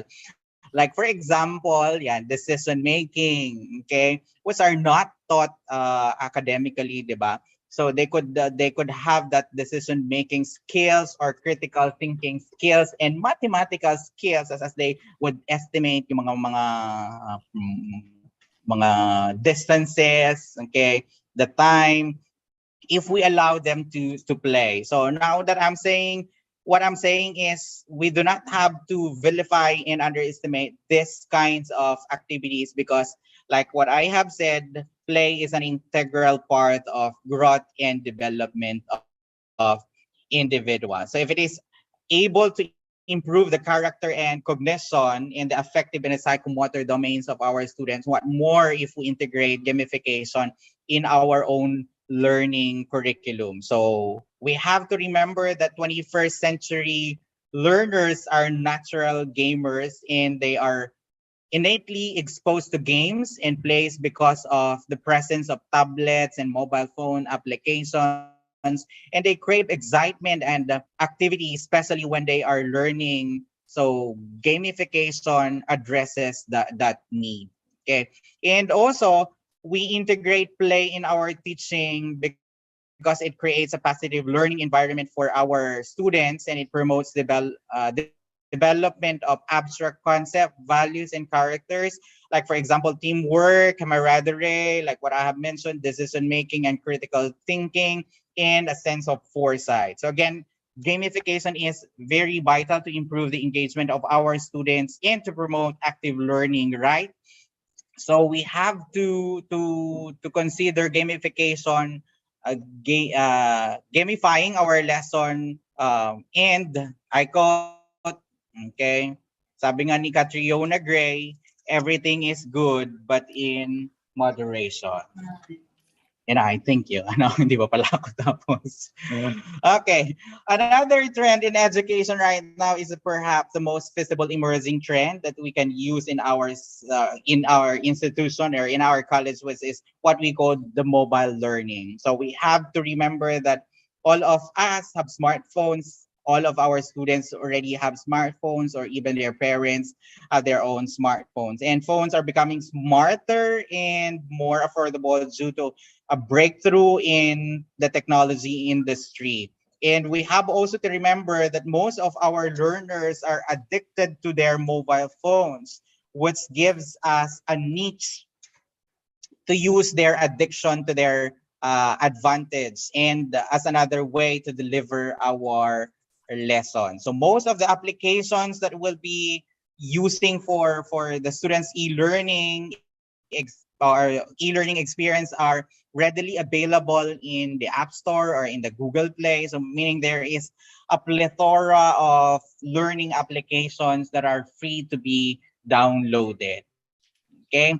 And online programs just like what we have, Kahoot, Edmodo, Google Classroom, Google Meet, and YouTube are not exclusive also in desktops. They already have a mobile phone versions. And because of this mobile learning, we're able to connect to our students even without the need of the use of this desktop computers, okay, and other big gadgets or equipments. Mobile learning is able to enhance and augment also learning, and it makes learning easier to follow for students because the teachers like me conducting our classes.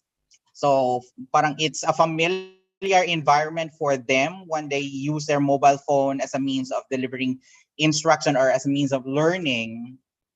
And we have to be familiar, and we have to use that mobile phone as their familiar territory.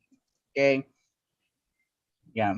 And marami tayong pwedeng gawin using smartphones. Other we're not able to realize that kumbaga others are criticizing or criticizing the use of Facebook. Marami daw ganito, ganyan. Same as with TikTok and Instagram. But actually you can make use of this platforms, applications over mobile phones. And talking about the social media platforms, this is the last one. Okay, that's the last trend that I will be discussing. Sorry. And that is actually in consonance with mobile learning. And I like what I've said, we humans are social beings and we try better when we are interacting with our fellow human beings. We learn from our interactions and experiences with other people. Now we have to remember that more and more schools or colleges and universities are using social media to deliver the lessons and connect with their students because it is one of the fastest and the cheapest and the safest way to check on our students. We can also use social media platforms to deliver to verify, diba, some excuses of our students if they were not able to comply with their requirements. So pag nagsabi na, sorry sir, hindi po ako nakapagpasa kasi nag-alaga po ako ng kapatid ko, wala pong internet connection sa amin, you can check on them. Pwede nyo silang i-stalk on their Facebook account, TikTok accounts, and you would be seeing that they are you would be knowing that they are just making an excuse kasi everyday merong post sa TikTok, everyday may post sa Facebook, may post sa Instagram. So you could check and monitor the progress, the performance by using these applications or the social media platform. The social media learning is also an educational trend where it's very viable right now in our local because almost all of us are familiar with this one. Lahat naman siguro may may Facebook account. and the social media platforms are not data hungry, the students with poor internet connection, kahit nga wala kang load, may tinatawag tayong free data, can still have part of the class even if they do not have a very good internet connection. And the interface of the social media is very actually very friendly compared with other learning management system.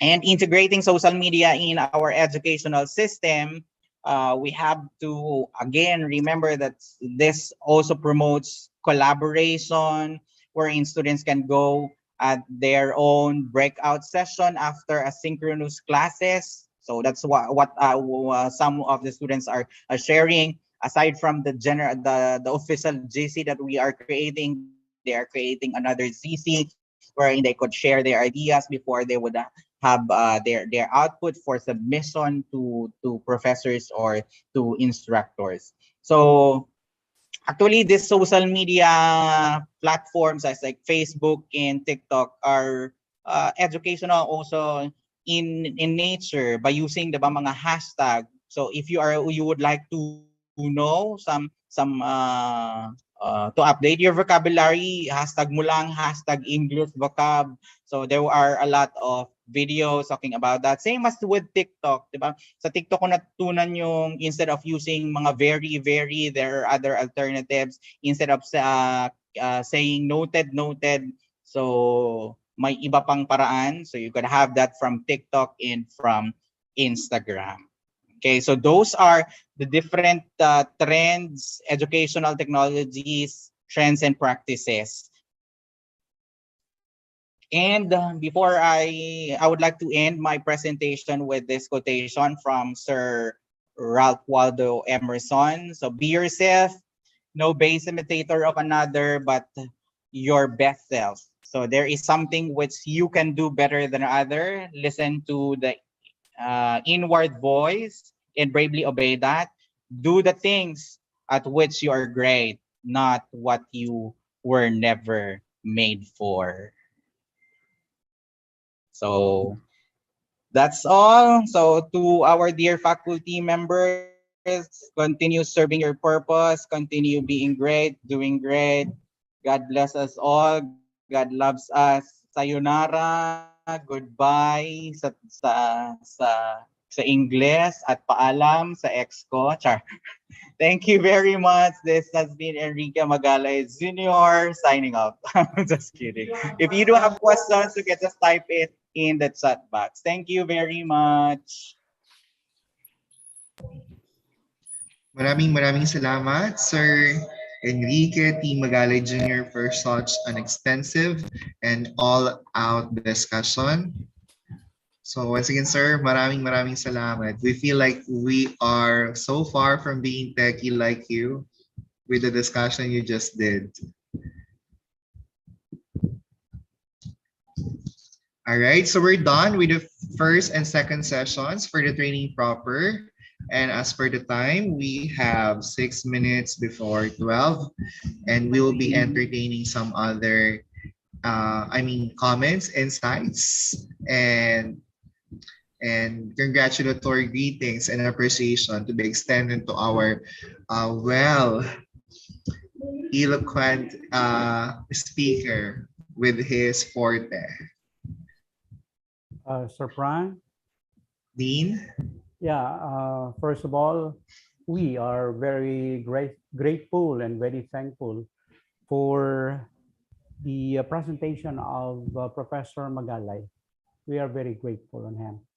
This very in-depth discussion on the emerging trends in our Philippine education is very timely for us to adopt because we are still in the new normal.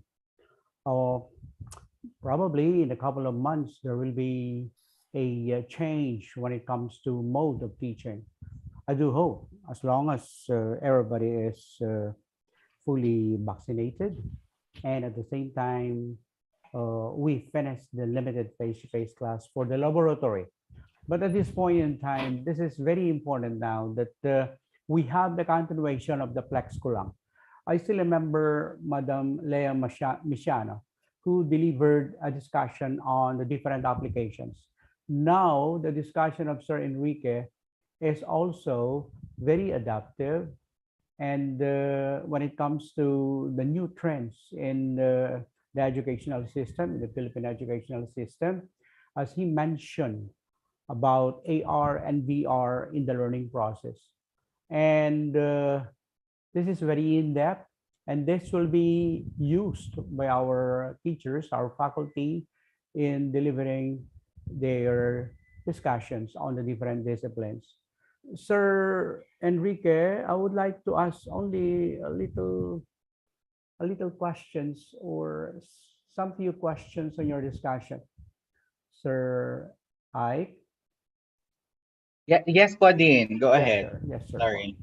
You mentioned about the VR and the AR or the video, uh, the virtual reality and the augmented reality, right, sir? The Yes, virtual yes, yes. reality and augmented reality. And also you mentioned about the problems on the health conditions of our students and our teachers.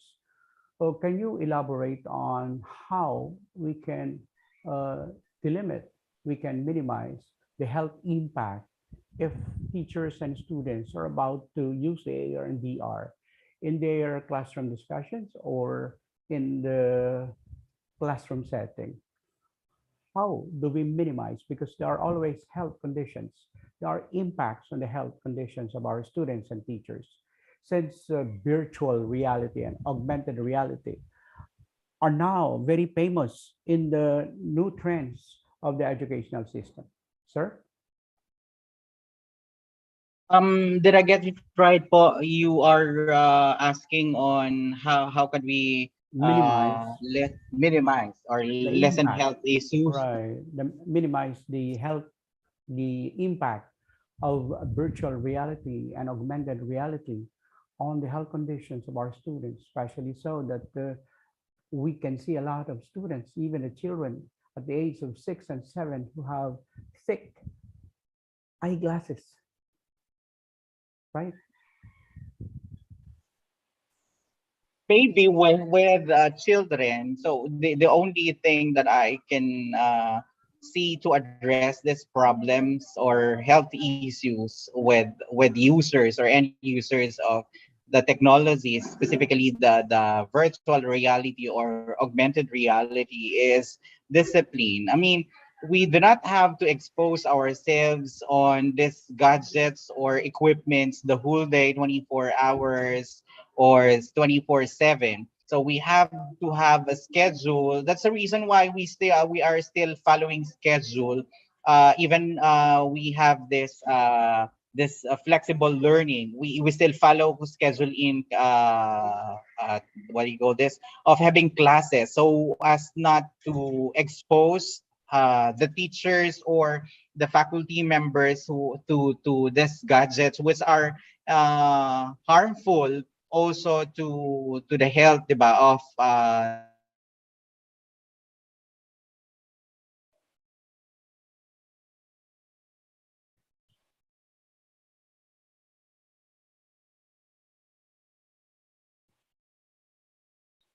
Yes, sir.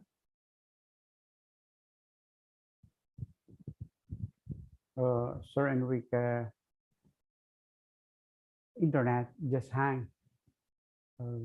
Sir Prime?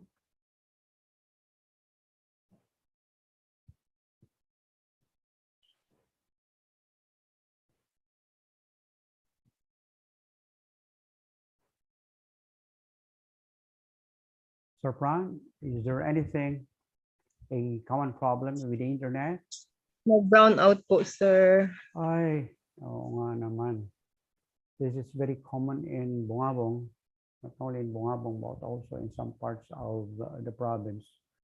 So we are going to ask again Sir Magalay, Professor Magalay, for the continuation of his discussion this morning, because still we have a lot of things to do this morning and this afternoon, I'm sorry, when it comes to our open forum. And this is the important segment of our webinar this morning regarding LAC session, or the Learning Action Cell activities.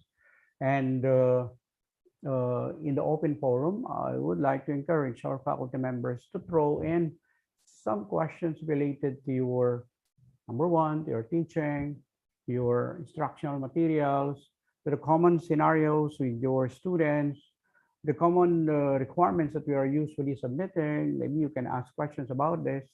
Also, the IPCR that I'm mentioning a while ago. And at the same time, we can ask questions because this is very important.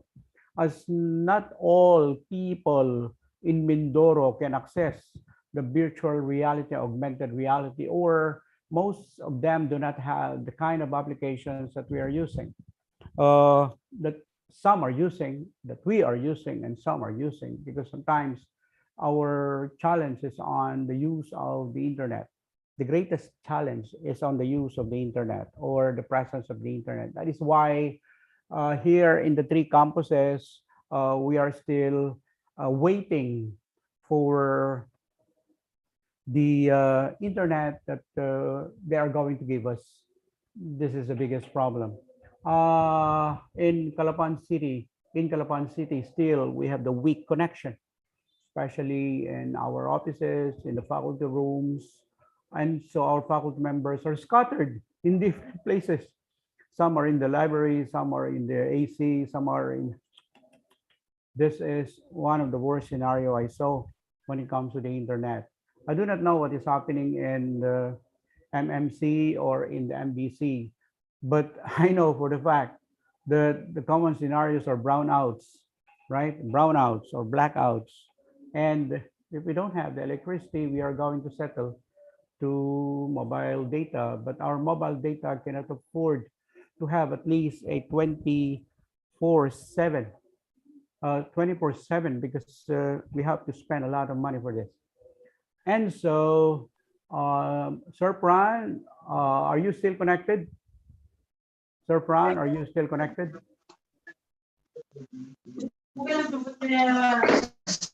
Yes, sir. I'm using LJ's account. Uh-huh. All right, thank you for that. And all right, sir.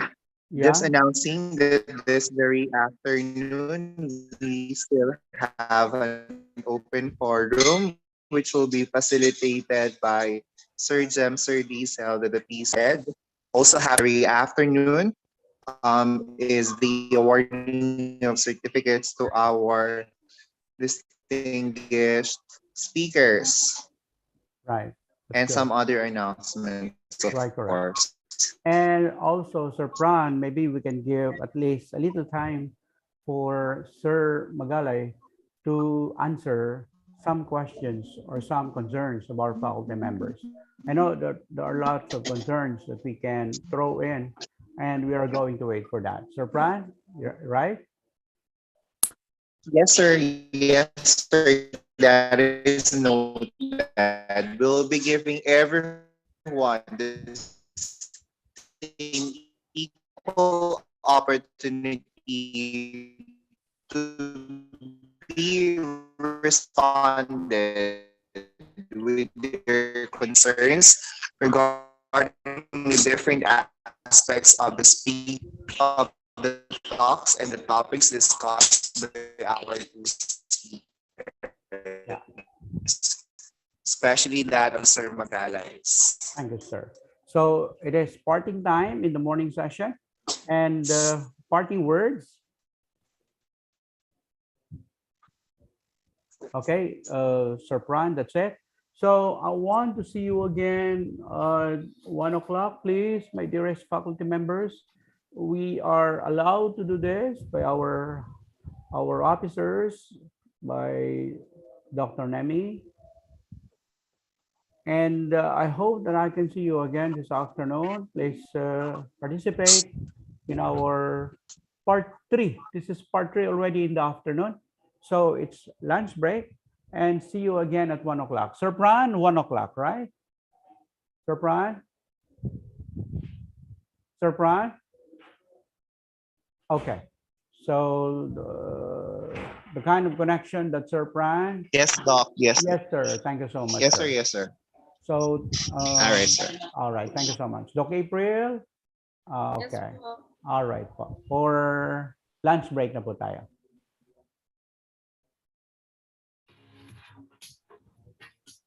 Okay po. Salamat po ng marami. Kita-kita po tayo mamayang hapon. Thank you, Doc April.